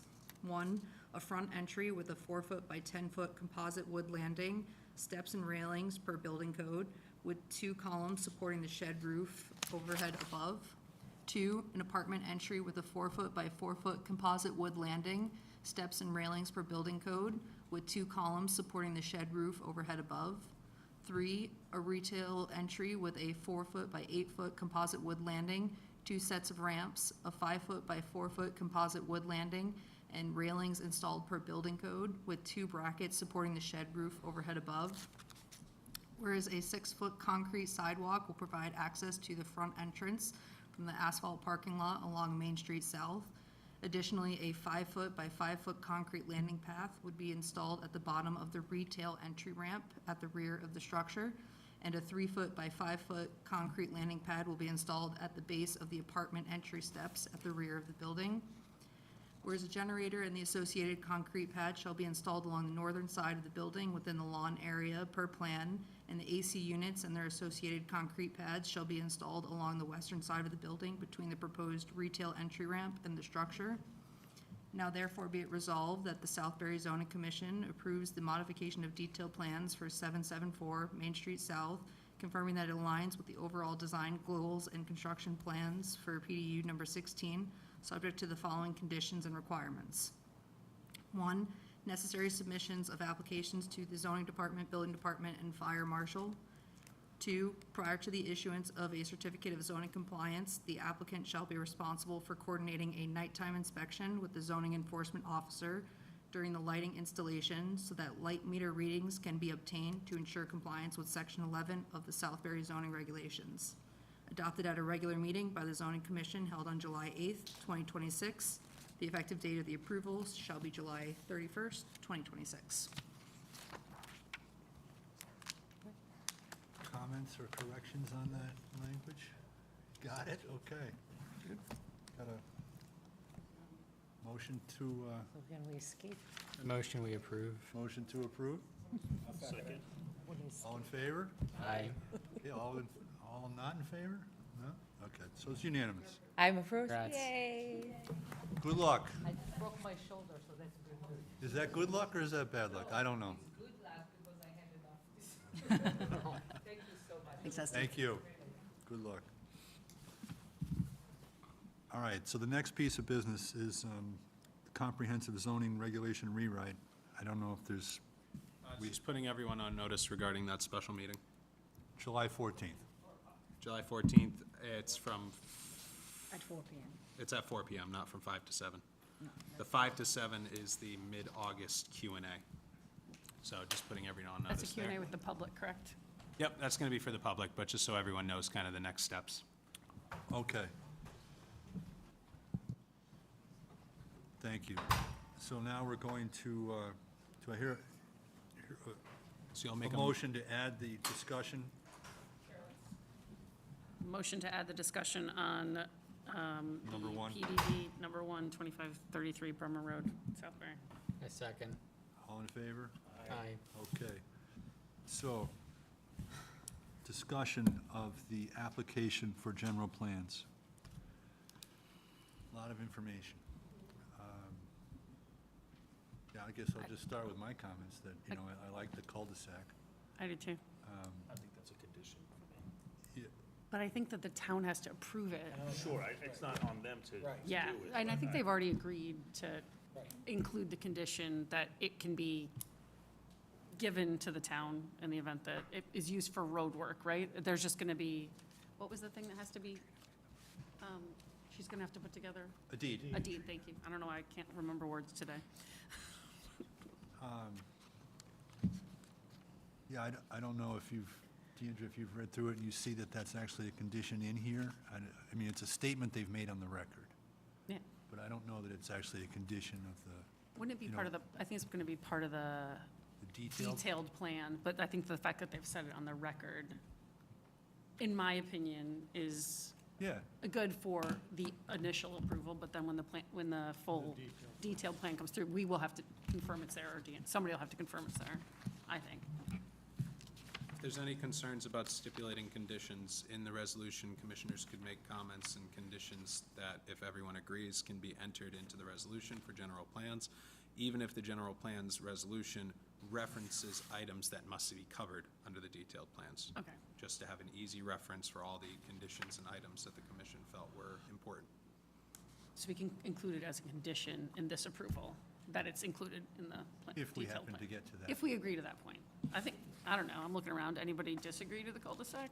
No. Okay. No. I do want to add something though, and this might be like nitpicky a little bit, but looking at the cul-de-sac, and we talked about this in the last meeting, there's like 25 feet from the potential end of the cul-de-sac to that main road there, which is what, 67? So just like trying to keep in mind the layout or like the architecture of the town, if you just have this like cul-de-sac end and you have 25 feet of grass going to a street, I just worry that it's not gonna look great that way. And I wonder, I know you've got like a buffer zone that goes around the commercial property. I wonder if you could also keep that buffer zone going around the cul-de-sac too. So that if you're driving down 67, you don't just see this road abruptly ending. Yeah. So Dominic, that would be is. more for the town at that The point? town? Yeah, the applicant is Okay. giving them, as far There's as a property. process. Jay's exactly right. Take the note for the town. Okay. Yeah. As We'll far keep as the the note. process, a road improvement like this would be required to be referred to the planning commission under an 824 referral. As part of that referral process, the planning commission would obviously review all of the discussions and the items. They're often the ones that want to beautify things and Okay. really impart that landscaping buffer impact. So they're going to be very much focused on ensuring that whatever design comes out of this from the town's perspective is the best design. Okay. For not only the development, the cul-de-sac, but also the Burma Road residents. And my ultimate dream for that is for that to be buffered in such a way that, you know, you forget that there was ever a road that cut through Good. from Okay. 67. Is there any safety Jen. concerns to the 25 feet Any between the two? Any safety concerns with the limited, you know, that cul-de-sac being so close to the road, like speed? Like if somebody goes off the road there, is that more dangerous than it is currently or So less? we've discussed this at length with All right. the police department, as well as Department of Public Works from a safety perspective, as well as fire from an apparatus access perspective. No one cited any concerns. Okay. That concern would fall to the state DOT, but ultimately, with the extensive buffering and everything like that, like, the goal would really be to create enough of a distance there from the cul-de-sac to the road that you would really forget, you know, Burma Road was an access. We're also going to have to accommodate some type of fire apparatus access from 67 to the cul-de-sac. So there will be a fire gate in some capacity, whether hidden or angled or screened in such a manner that, you know, it provides fire access but doesn't provide any access. It'll be gated, it'll be only fire access, and that's really the requirements on the emergency access management perspective. Okay, and all of that unfortunately is not part of this approval, right? For got this- it. Okay, got it, okay. It's good to think about. Got it, That is correct. okay. So, Jordan, you and Deandra have chewed on this for a long time now. What are you left with as concerns that we should be aware of? I think the applicant, one of my chief concerns early on in this discussion was really subdividing of any capacity. PDDs are something that generally gets stipulated that it cannot be subdivided. That's often a condition of any of the PDDs that we've done. Where this applicant has rights to a first cut, I recognize that that's of value. And to relinquish that, I understand their desire to want to hold on to that land use option. And I've always upheld that there was concerns about splitting the zones so that the commercial mixed-use development is split off from the residences, okay? Whether it be the duplexes or the single-family home, drawing a line between the residences and the commercial side. Because of that common shared utility, as Dominic noted in his comments that was circulated to the commissioners. The applicant, in my opinion, has adequately addressed that from the water perspective because they are correct. If a lot line revision or a first cut or anything like that moved forward, the Department of Public Health would have to weigh in on that, and approval would not be issued until they weighed in on that. And as part of that weighing in, they would either stipulate that the duplexes must drill their own wells, or they must tie into the public water supply through an easement. I think that's adequately addressed. It would also, you know, give them the option for a free cut, but I'm of the opinion that the only subdivision or free cut that makes sense is the single-family home split off, the single-family home with the MDAU. If those are to be split off, the applicant has asserted that it would not revert back to R30, although it would uphold the same bulk standards of the R30 zone, but it would maintain the PDD 25 designation. The reason for that is because the MDAU does not comply with the ADU regulations, and if it reverted back to the R30 zone, those changes that were unique to this MDAU would then be non-conforming and non-compliant to the rest of the town, and that's something we always want to avoid. The applicant has made certain comments about the dual driveways being something they'd be willing to concede on, which really just leaves you with the question of the common ownership. And talking about the common ownership, you could condominium this entire development. Attorney McTaggart's 100% right. You have every ability to want to condominiumize common ownership, whatever the case is. It appears that the way that the common ownership would make the most sense on the single-family home, if it did go that route, was that the single-family home and the MDAU would fall under the same common ownership, not be separate, not one owner for the single-family home and one owner for the MDAU. That, to me, is logical. This would uphold that the single-family home and MDAU are clearly subordinate to one another, and that it's not just a weird subdivision of land, but instead a single-family home that's clearly has an accessory option to it. That would be consistent with the other ADU regulations in town, and I think that would go a long way to addressing the odd duck that you'd be left with in the event of a split. Those really summarize the majority of my concerns. I think everything the applicant has asserted to is sound. The development is exactly what the Southford Village District was designed for. If they went standard subdivision, they could free cut down the middle, they could develop a multifamily under site plan approval and get relatively, a similar level of development, similar to the other side on the residences. They could subdivide that. Attorney McTaggart's 100% right. It'd be more curb cuts, more wells, and more homes, or more units, rather. It's a well-balanced application. I think it really shows that they've done a lot of due diligence in trying to listen to the town and our desires, as well as the desires of the Burma Road residents, in correcting something that has been cited as a huge issue for everyone living out there for more than 20 years, because that's just when the POCD and I can really start citing these things out. So other than that, it's a great application. Subdividability and the MDAU being a weird, quirky design would probably be the only items that I think this commission needs to think about and contend with and decide whether or not that this design and this unique layout is something that they're willing to see and willing to contend with long into the future. Because although we've heard from this applicant wanting to live here and reside here and own this property all as one, that obviously is subject to change. It could be subject to change long after I'm gone too, but we want to make sure that we do the right thing by this land use code so that we are not creating any issues 5 years or 50 years down the road. Yeah, and my thing is, so this particular PDD gets to cut off or create this strange lot with unusual, unique features, and the next guy, the next PDD, is going to look at this and say, oh yeah, it worked there. Why don't we do the same thing, but this time we'll add 3 MDAUs? I'll put it to you this way, Mark. I think one requirement of any PDD is what is unique and beneficial to the community and to this application that you're providing. I think this applicant has provided a lot of unique characteristics to it, as well as synergistic characteristics to the overall community, as well as the improvements that are going on to that road.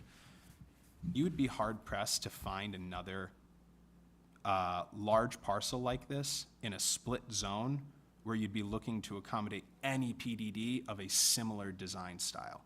I think we're in a completely, I wouldn't say one-off, because I could be wrong there, but very fringe type of parcel that the applicant is then taking and trying to shift into a land use application that is still meeting the intent of the original design of those 2 zones. Because everything that's in that residential area is residential, and everything that is in the commercial area is commercial, and it's even commercial to the regulations as devised for the Southford Village District. I'm not too concerned with precedent, but what I would enforce on this commission more than precedent is consistency. and you have a zoning code and you have a design and an intent with your ADU regulations to impart a variety of housing type and to provide owners of a single-family home the opportunity to flex their property in a way that would entice further options for residential ownership or residential occupancy. That's what I would really hold to more than the precedent is remaining consistent with the design that the zoning regulations are currently. Well, it's not so much the design as the tactic. Hmm. And I don't think that it's, it's, how shall I say? Like you said, maybe it's not a great risk, but, the lawyers say, exceptions make bad law. And that's what the lawyers say. The non-lawyer's going to talk now. And I'm kind of like 100% on what you're saying, though, of like we have the zoning for the typical residential and we have the regulation for ADUs. And I know the applicant keeps saying that this is not an ADU. It's something that's modified and different. But every time I read about it and every time I think through it, it comes across to me as an ADU. And I wonder, regardless of PDDs, at what point does it find its way into the conversation on zoning in general, or just like in other conversations that we're having on the town where we're now potentially considering an MDAU type structure or regulation more broadly across the town. And I know that's like, well, you're saying unlikely, but that's how I keep thinking about it, and is that if we continue forward with this MDAU where there's clearly they tried 2,400 square feet at first, we're back down to 1,200. We have a separate curb cut. We're removing the owner occupancy. We're essentially creating a whole new residential regulation that may have precedent, whether it is a PDD or elsewhere at some point. It might find its way into a conversation. And that's where I'm trying to think us as zoning commissioners, how do we ensure that we're guiding this project, but also thinking about what that might eventually lead to with future projects. Great way. I wouldn't be too concerned with the word precedent, but you bring up a good point that it would raise the opportunity for it to be called into question. Not necessarily a precedent, but it brings it up as a topic now because it's something that you as the zoning commission have endorsed in town and have seen it and looked at it and decided that this was something that you guys wanted to see and were willing to sign off on. So no, I don't disagree with your opinions, but ultimately, it's going to be up to the entire commission to devise their opinions, whether or not they kind of agree with the applicant's intent and desire for the MDAU, or the commission feels strongly in some other direction. It's really where you sit. Or any other aspect of the application that really is causing concern. I am hearing, though, that it doesn't really seem like that's the case. Are any other, just curious if there's any other Outside of items the that's really, You're asking about outside of the MDAU? outside of the Yeah. MDAU, yep.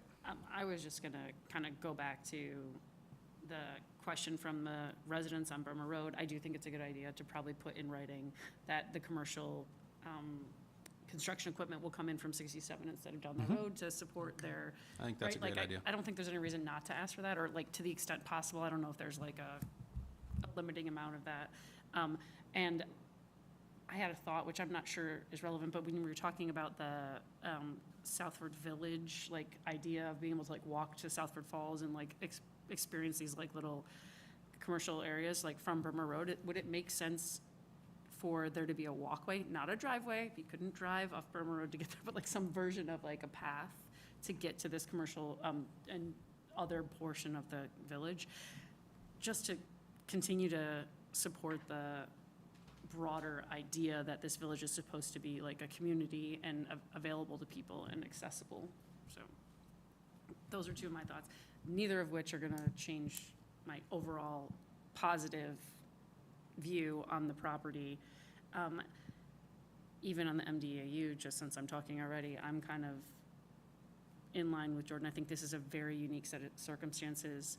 I think that they've done everything they can to not only comply with the town's request, but our questions, Burma Road residents' questions, and I think this is likely better than other options that could have could have been put in place.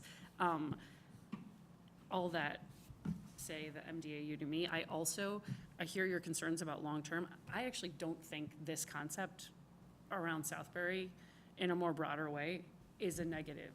I think that if the idea is that we want to allow people of different economic backgrounds to come into town, as is gonna be required through new housing regulation anyways, things like this are going to we're gonna have to get creative, because Southbury does not have a ton of low-income housing at this point, and this might be a way to do that.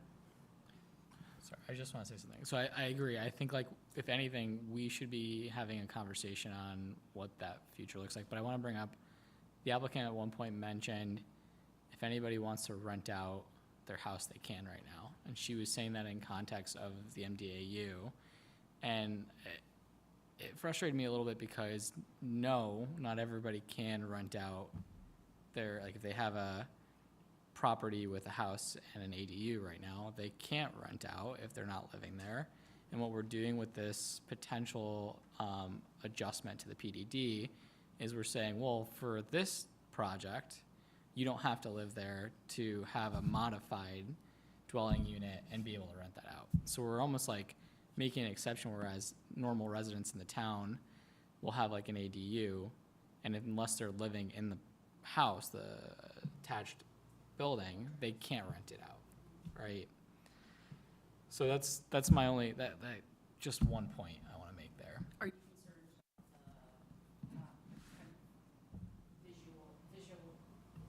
I'm sorry, are you concerned about the visual, it looking like this has additional rights and the ADU doesn't, like, so that people are being held to different standards? Or do you not like the idea of ADUs being able to be, look, I'm not presenting that right now at all, but like, that regulation exists. Yeah. But if it didn't exist, like, are we on the, are members of this commission, would they be unhappy with that, I guess is the question, because what this is doing is allowing Yeah. for that, and potentially allowing for it in the future, to not live there.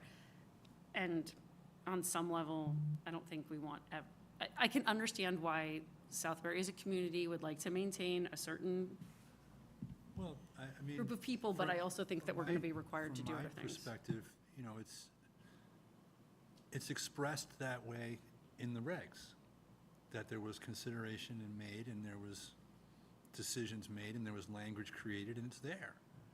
And, There's a reason. 60 years ago? yeah, and it didn't come about sort of, you know, out of the blue. It was- ADU regs happened in 2020. It's not a long time. No. So I just feel like, you know, as part of the commission, I feel an obligation to act in accordance with the existing scenario. And I get it that that's, you know, that's not the end of the consideration, but it's a consideration for sure. And I think, you know, the idea that this is a one-off, maybe. I don't know, but I just, Consider a consideration for why the text is written the way it is today. If the COVID boom occurred and investors were able to purchase cheap property in Southbury, and then install ADUs that they then could rent out both properties, you would end up with a lot less people living in town and living in town. Less owner occupancy, which is less of a value to the community, which is less people buying in. There is an intent behind the language. It's not something that was thrown out haphazardly. To Katrina's point, that's not to say that the commission could look at that language and decide in the future that this is something they want to affect change on because they see the world or the town going in a different direction, or that's to say that the commission understands the reason that this language was drafted in such a way and wants to protect and preserve the community from the potential negative impacts. But understanding the reason behind this language, I think, is important.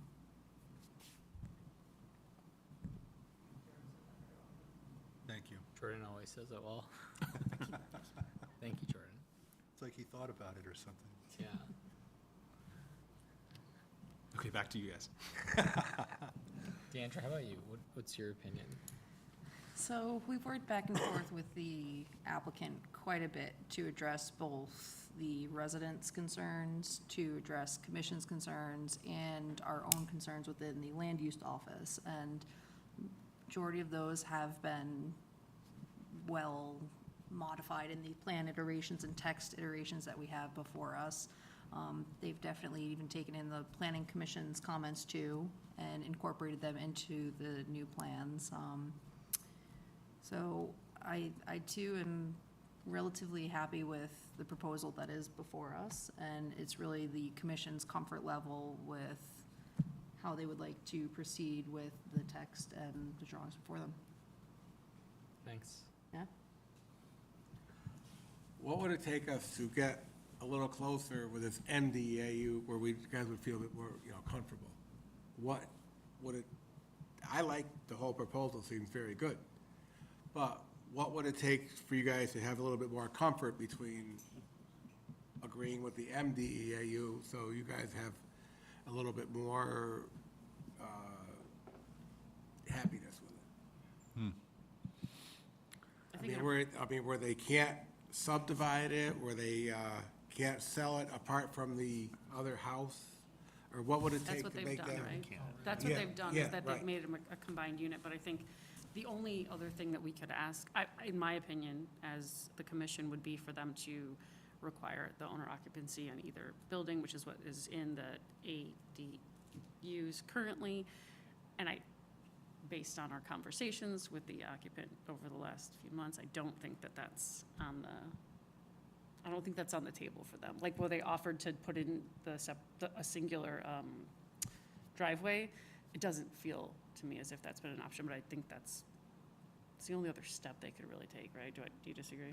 No, I think you're right, and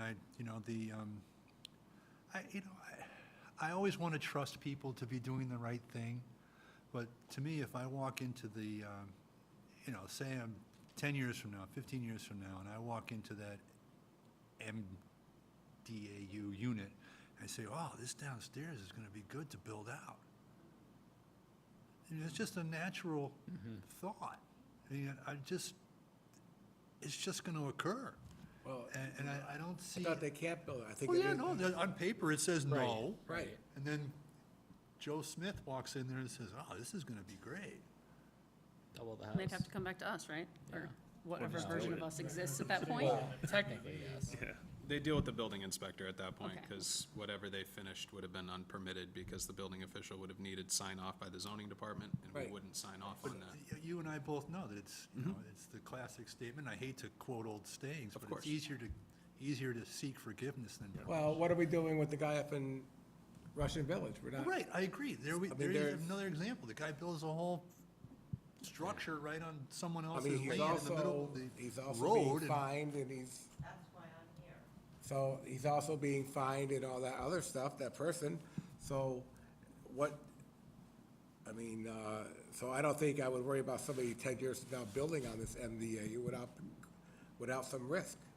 I think, there's risk, I right. think what I would say is that I don't think our job as the commission is to worry about people blatantly breaking the law in the future. Like, I don't think we can. mean, it's just the way I don't- think, right, Well, yeah. I get it, but I just don't think that we can, Control that. yeah, there's just nothing we can do. We could write all the, we could approve all the things we want to, write all the, require them to do everything we ever wanted them to do.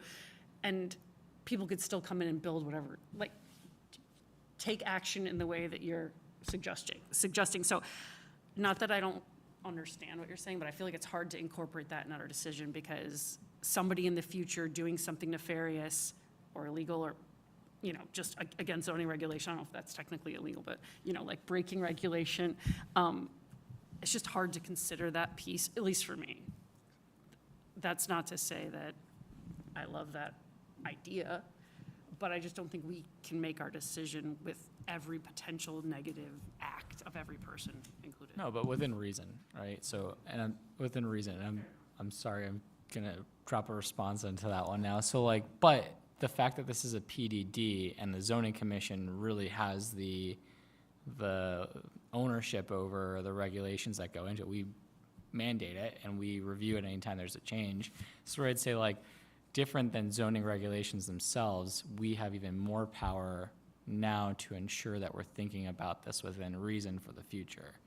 So that's where I'd say, I kind of pause to say, like, it's not, when you say it's like not within our scope, for a PDD, I think it's more so within our scope, because we can adjust language of the PDD.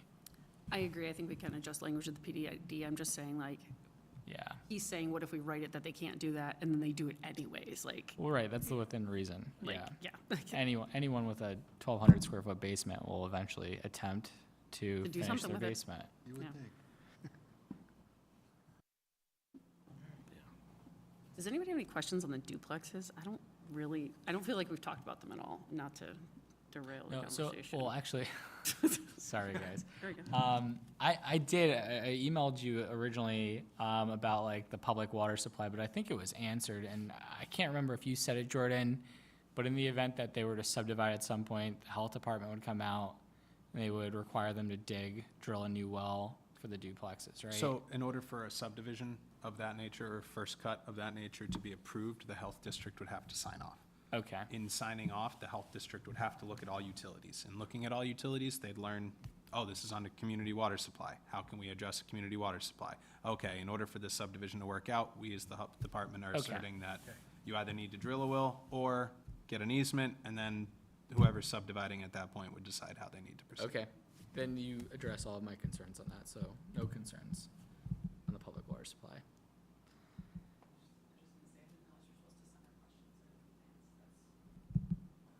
Oh, no, yeah. Well, yeah, Way to you didn't procedure. have to, yeah. Didn't have to, nope, definitely beneficial. So to your question, Jay, I don't know exactly what would make it more palatable. Because pretty much anything addressing the owner occupancy seems to be a little step too far, right? So what else could we do? I don't know if requiring let's just assume the subdivision is of that. They just cut that off. They just take that out. You know, Gail said that it was going to generally comply with R30, but, you know, I don't know if there's more teeth to be added there. Comply with all of R30 from a bulk and area perspective, meaning setbacks, meaning coverage, meaning frontage. So everything that sets what a building lot in the R30 zone will be adhered to. All the structures will be compliant with setbacks, they'll be the right distance from the road, they'll be the right distance from property lines, everything like that. Where it will not be consistent with our current regulations is with respect to the MDAU, which is why if a subdivision occurred of Lot 4, it remains a PDD lot, and it does not revert back to its original underlying zoning designation. If the MDAU was a fully compliant ADU, single driveway, owner occupancy, the whole nine, then a subdivision of Lot 4 would then be eligible to revert right back to the same R30 that was previously there. It'll be a fully compliant lot. It'll be like any other single-family home that you would see in any other R30, and then it also happens to have an accessory dwelling unit, which every home in R30 is currently eligible to apply for if they can meet the setbacks and all the zoning requirements. So that and gets health us back to the one-off thing. requirements. Yep. Okay. And I think the question is, how comfortable are we, each individually and as a commission, that this set of circumstances is unique enough to justify an MDAU and not then be defended in the event that somebody tries to use this in the future as part of the conversation on the next request, PDD, et cetera. Right. I mean, as unique as this property is, it's not so unique that the MDAU as it's currently structured is required, right? So like, that's not why I would approve it, right? Like, it doesn't have to be this way, No, it doesn't. just because it's unique, right?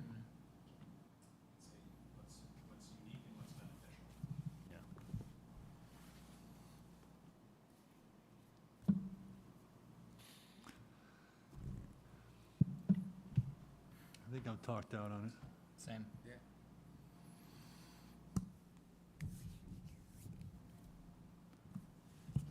All right, so, the lady in the back, she shouted out, she's here on Other Kiev? business, I thought we were done with I think it's other business on Kiev Drive, right?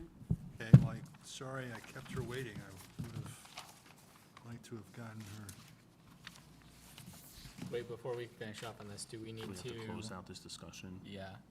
Do we need to close out? Do we need to decide, are we gonna vote No, we want to leave the discussion. the next time? So you are gonna wanna vote if you're gonna want to ultimately render the decision on this. We do have a draft resolution for tonight, incorporating the most up-to-date revisions that we received, or you can ultimately vote to table it until the next meeting.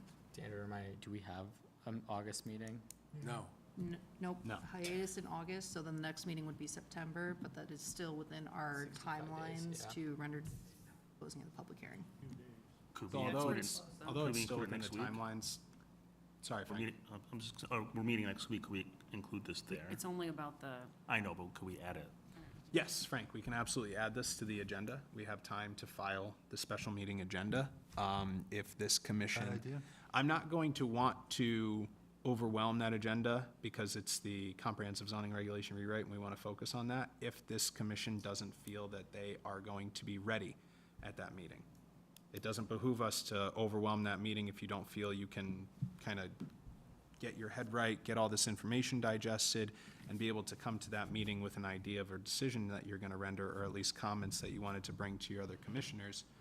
If the commission felt that they kind of could probably get there by that meeting, then I would suggest doing that, because delaying it till September, I Well, think the is. couple things that we talked about with the second driveway on the MDAU. MDAU, thank you, being not cut to the street, Mhm. and the language of the deed, those things are for the detailed plans, or those going to be, has to be part of this resolution that we passed? The two comments that you brought just now would have to be included in this general plans resolution. Specifically, the comments on the language of the deed approval, as well as the design of the MDAU, in that we stipulate the specific number of curb cuts, as well as the site plan where the MDAU is referenced. So In would its it help, purpose. would it help you to have a week to tighten up that language in the resolution that we could look at our special meeting on the 14th? We could absolutely do that. I think that sounds good. I just, by a Okay. show of hands, do we want to say who thinks they could be ready, but if that language is written by next week, or if they're going to need more time than that? Sorry. Not like an official vote, but do you think you'd be able to render a decision next week, so we can determine whether or not it's worth putting it on the thing? Yeah, Yeah, I think everybody would be there, right? I think that's fair. it'd be nice to have a good, tight resolution. Yeah. So what, Could we add the language on the traffic for the construction too?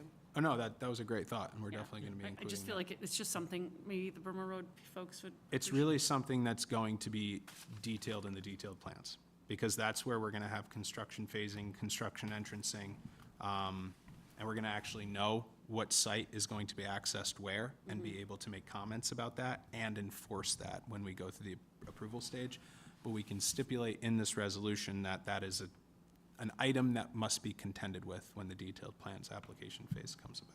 The other big issue is the cul-de-sac too, right? Can we include that somewhere? The language that, Right. that Chairman Lee had recommended was that the deed agreement, the warranty deed agreement, or the easement deed agreement, whatever's decided by town council and the Board of Selectmen, would have to be approved by both town council and the land use administrator at no compensation. Okay. Those are the comments, and we will stipulate that those are items that must be adhered to when that part of the project moves forward. So unless there's anything else that we want to stipulate in the resolution, our office will work on that in the background. We will look to set this up for the special meeting on July 14th. What I am going to recommend is that the zoning regulation rewrite kick off first.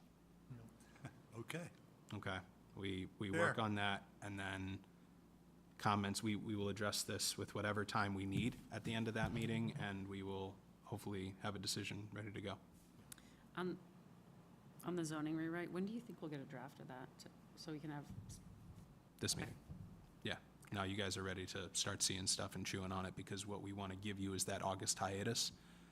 Give you but we won't get it literally. until next week? Okay. all Yeah, right. they're still tying it together, but I want you guys to have a summer to essentially sit on it, take it on a plane ride with you and review it when Very you're thoughtful of you, Jordan. sitting at the beach. Yeah, honestly.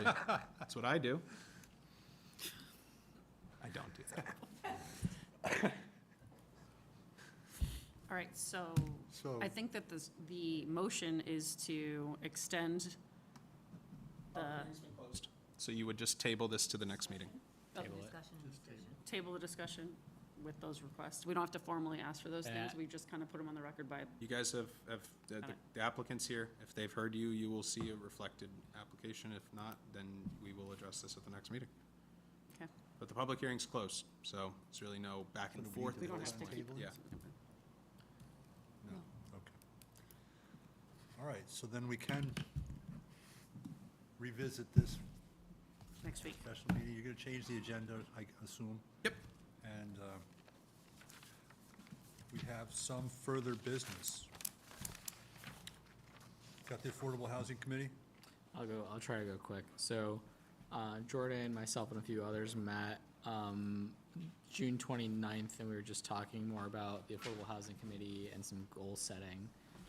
We're going to brainstorm as a subcommittee on what we think the short and long-term goals are, that we can drive some value and awareness at the town, educate the various commissions in town on what affordable housing is.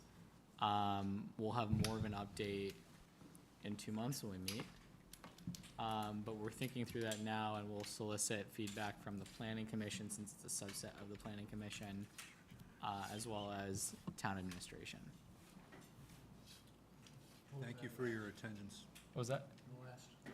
As well as. He couldn't hear you. Oh, as well as the town administration. Oh.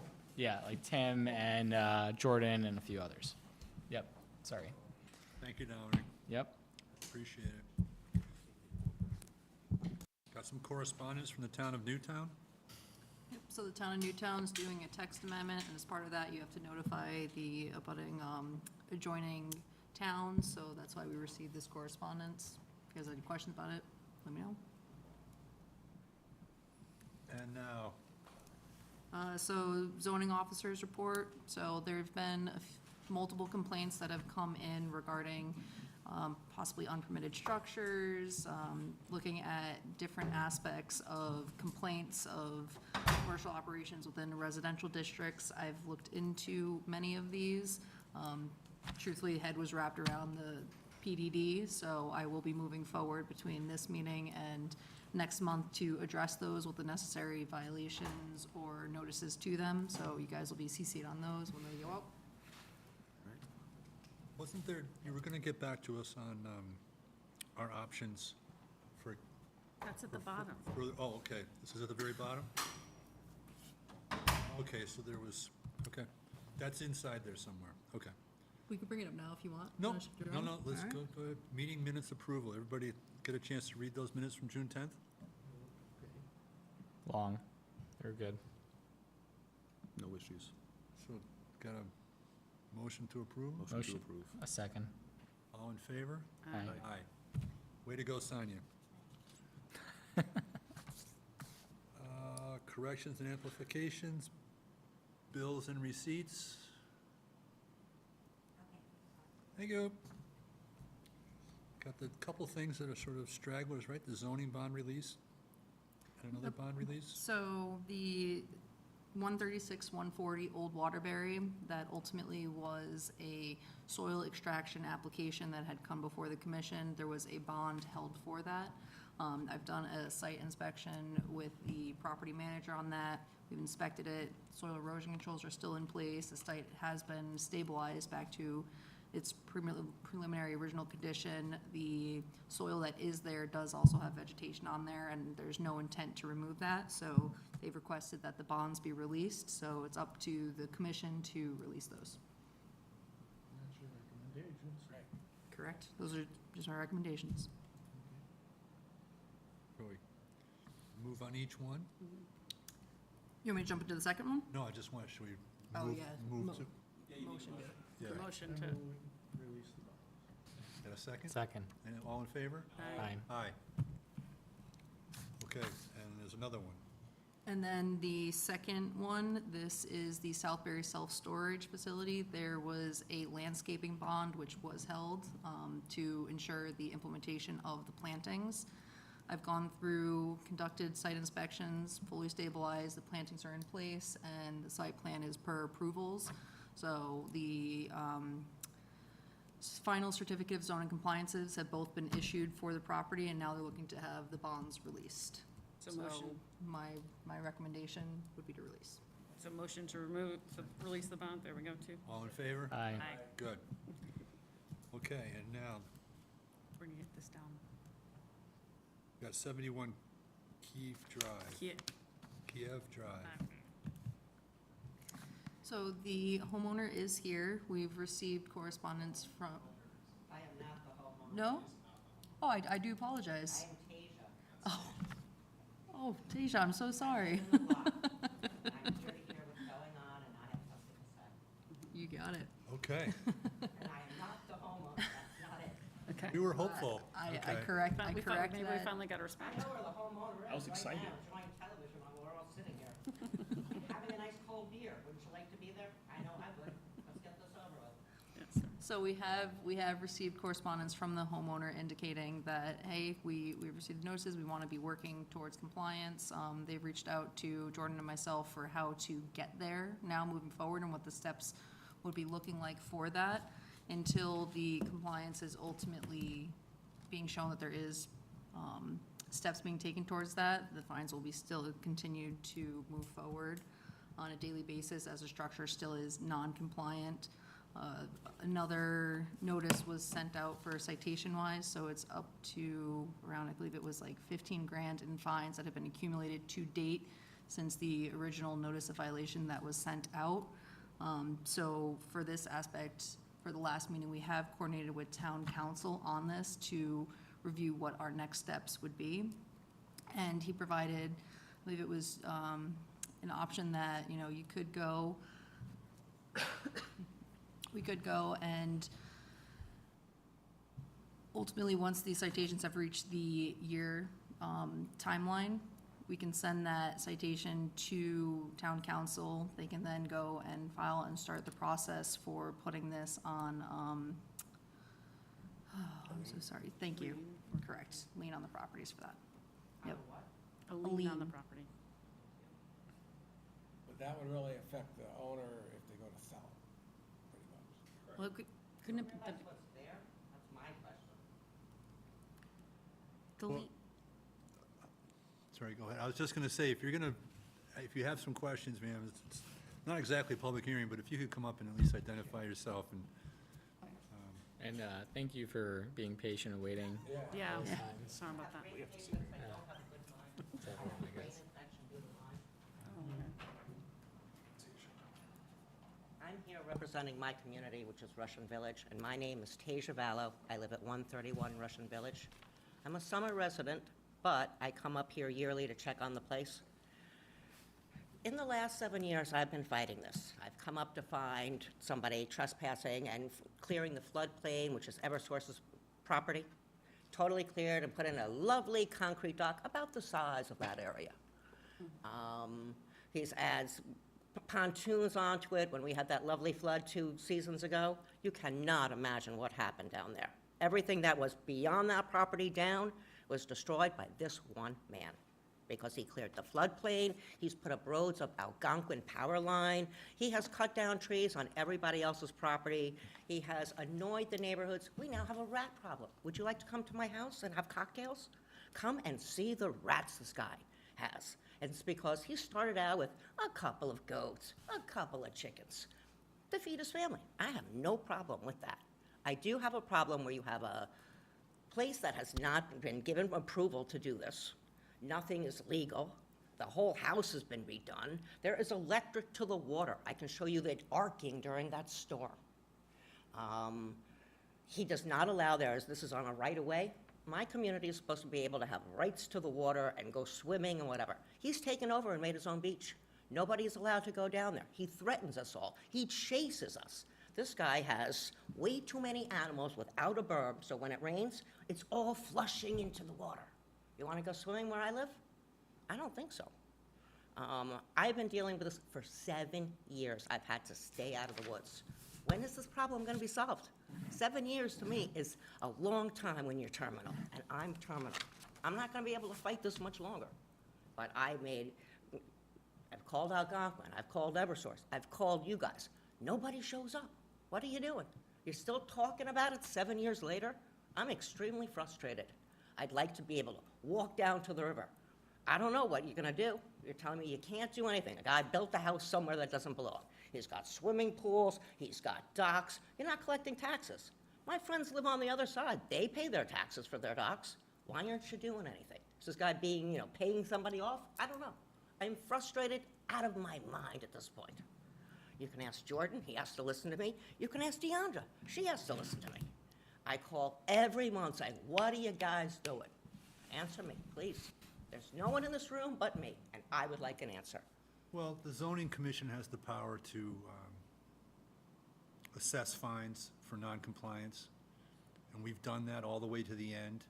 We've got a judgment against He's them. had this for 7 years, and So this is you're the- asking what we Yes, did. I should be quiet. This is what we've done. So we went all the way through the process to the point of the next step would be foreclosure. I hope you foreclosure. We could use a lovely park since you got rid of the town park. So instead of pursuing that, to that end, the decision was made jointly through a number of different departments to try again with more citations. So that has happened, and apparently we now have a response. So. He has given you that response numerous times, and he's very good at playing No, the I game. don't think he's ever responded to anything that we've said or done. You've- As a you've had zoning the commission. fines, you've taken them off, you've had the fines, and I mean, these guys have told me, this is not hearsay.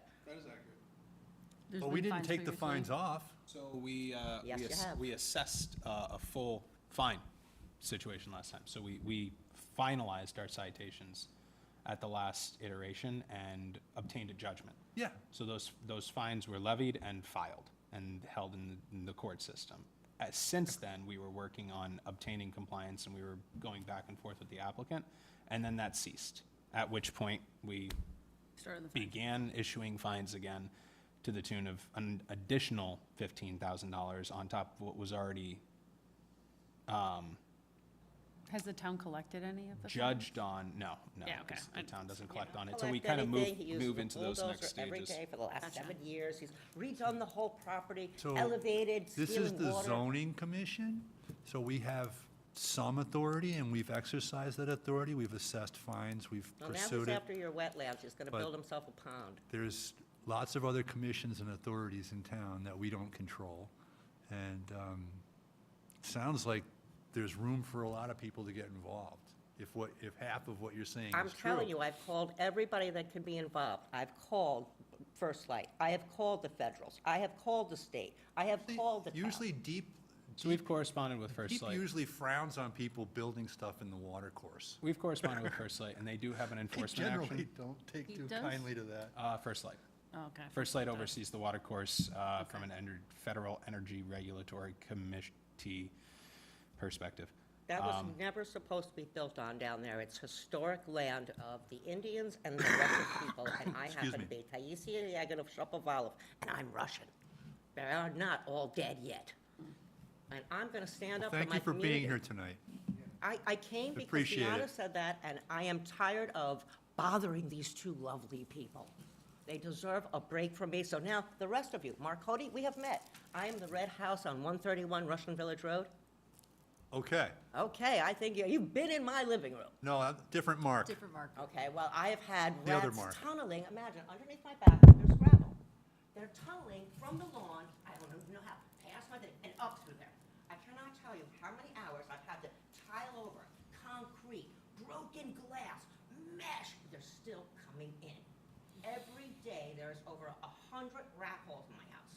This guy did not have permission to build giant, you can't even imagine the photographs that I have of the giant buildings. I mean, he's got a meat factory back there.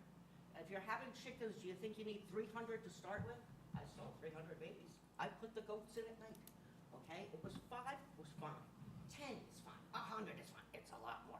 It's a lot more birds. The birds are living with live with dead. This is not acceptable in my community that people are moving out, our property value is going down, and we can't control the rats. I called the Hoosier County people, come on over. We didn't see anything. Come drive and look on the road. You'll see the holes everywhere. And I mean, every night, I pound down my lawn, and every morning there's 50, 100 holes. I can tell you, I All have right. PTSD from living with rats in my house. They've eaten my bed, my $1,000 carpets, you name it, they've eaten it. And nobody's doing anything about this guy. He's just, I'm gonna do whatever I want. I'm gonna make my paradise. And things are gonna change. Nobody's gonna stop me. And I have money. That's what I have to listen to. I get threatened by this guy. He's got money. I mean, he's using it somehow. He's been there 7 years and nobody's done anything. You're still talking about it.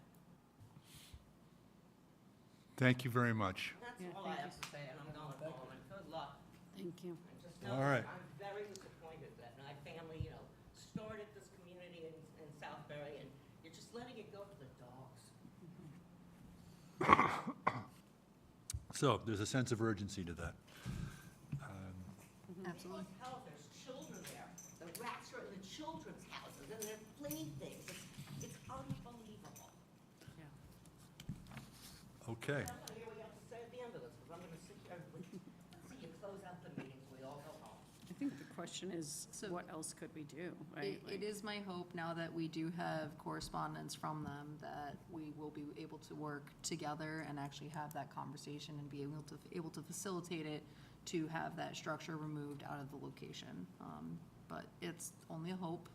There's no promises or anything. So my feeling was that the only thing we can do is proceed directly to Foreclosure. foreclosure Yeah. was the best way to proceed.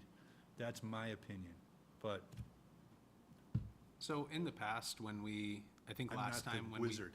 No, I get it, yeah. And it's really figuring out what the proper and adequate next step to obtain compliance. That's really the only goal. In the past, when the applicant had started to work with us, we had essentially, paused fines and then started corresponding back and forth and then tried to work with them at that point. The good faith is gone. Fines continue, structure needs to be removed. That's really our only opinion at this point. If we can't get compliance, and if they don't have a sense of urgency to remove the structure, fines accrue indefinitely. If the commission is looking for us to impart that sense of urgency on the owner and work to try and gain compliance, I would say at our next meeting, you guys have a decision to make. And depending on how the next timeline goes with us corresponding, you guys will really have to contend with either a difficult decision or we have a solution. But those are the two avenues. I don't think fining somebody is gonna do any good, because, say he doesn't pay it, the fine. He rents the place out and makes the What's he money gonna- back on it. And putting a lien on it, like I said, it only works if he goes to sell it. So, the only way to make something happen would be what Mark said. I agree. Yeah. So I'd say since this is the first time we've obtained any correspondence from the applicant in almost a year, let's see where this goes. Fines will not stop. And at our next meeting, depending on what report we are able to bring to you as to how things have progressed, you're deciding whether or not that's how you need to move forward. Okay. Other than the structure, the building itself, is there anything else, like we just heard that? No, there's not other from concern? not from a really concerning land use perspective. Unfortunately, Tasia has cited a lot of issues with livestock, but we are an agricultural town, and we have Work for me and redo my house. He redid his house. we have very broad agricultural regulations. We essentially allow any number of Third rail. livestock that Okay. tends to fall to USDA and Department of Agriculture to enforce maintenance Unless it's of pigs. livestock. Unless There's it's no pigs. health, Yeah, there's yeah. no health department concerns with the, Unless it's Tasia pigs. has contacted In the which health case, department from the rat perspective. Oh, but- That is a concern from their perspective. Contacted them and they went over there. but not the animal, not the livestock. Tasia has noted that when they've come over to inspect the property, they've essentially made comments and notes that they didn't visibly notice anything, which is a really hard threshold to try and land on when you're trying to assess a rat population. I don't know if that's something that they are reluctant to do, or they truthfully went out and did their best due diligence and couldn't find any rats. I really can't say one way I or was the other. home that day, And so this were the commission- neighbors, and they didn't stop anywhere. Is this commission able to, in any way, reach out to the health? No, we can't do anything. Okay. By all means, you can, you have no Like as an authority to. individual, though, As an individual. but you not can as the commission? Do whatever you want, Okay. absolutely. So we'll continue discussing with them. We've got 60 more days of potential fines unless they move the structure. And at 60 days, our September meeting, we will have a discussion on, is it potential foreclosure on the property? Okay. Based on the based on the comments that Commissioner Hein has brought forward, because he's right, a lien is Yeah. something that looms over you, but does not actually put, rubber to the road until it's time to sell. Doesn't incite action. And especially if it's a non-compliant structure, it's not like he's If the people have intention on passing this down in their family for the next 10 generations, you're stuck holding the bag. But a foreclosure is an option that forces them to Yeah. either come into compliance, recall or redeem costs for attorney fees, whatever the Okay. case is at that point. And to be clear, that we're not talking a small structure, we're talking a full-size house, right? It's like It's a cottage, 13 it's an ADU. Okay. It's the 1,200 square foot MDAU, it just happens to be But sitting. 1,200 square feet isn't easy to just pick up and move. Nope. So, No, it's a full demolition or a engineering undertake, for sure. okay. Is there also a chicken coop? Is that another structure? They have livestock enclosures. But those were approved? Those were not approved. We have a zoning application for that. And when we looked at how long these structures have been there, that's what They exceeded the ultimately 3-year. made it so that those could remain. But they still haven't done enough of the application to actually make that part of it cleaned up. But the cottage structure is the primary concern, because that is a zoning issue that we cannot accommodate. There's no avenue to address something that sits within a right-of-way that's almost entirely off of your property. So the ROW means right of way, and that's Yes. the access for all ROW people. on Okay. that I- map, all right. yep, All right, exactly. great. There's a trail that's been there 100 years, and for our anniversary, we couldn't use it because of this guy blocking it. Where the trail goes, there's now barbed wire. He's actually built literally to the edge of his property, not giving us an inch. I don't think barbed wire should be somewhere where, you have people and children walking. This is why that livestock thing shouldn't even be there. Much less, as I said, it all flows directly into the river and no berm. So do I- This property ends at the bottom of the hill. Is there a motion to adjourn? Well, I think the motion is to push the Kiev Drive to 60 days from now to get an update from Deandra at that point, right? And then adjourn the meeting? I don't, Yeah, so there's no motion needed, so there's Okay. just gonna be the decision Report. on this one. Report, there we go. You got it? thanks, Sandra. I motion we adjourn. All approved? I, All right. Adjourned, adjourned. Okay. What was that, Tasia? Good patience. I was asked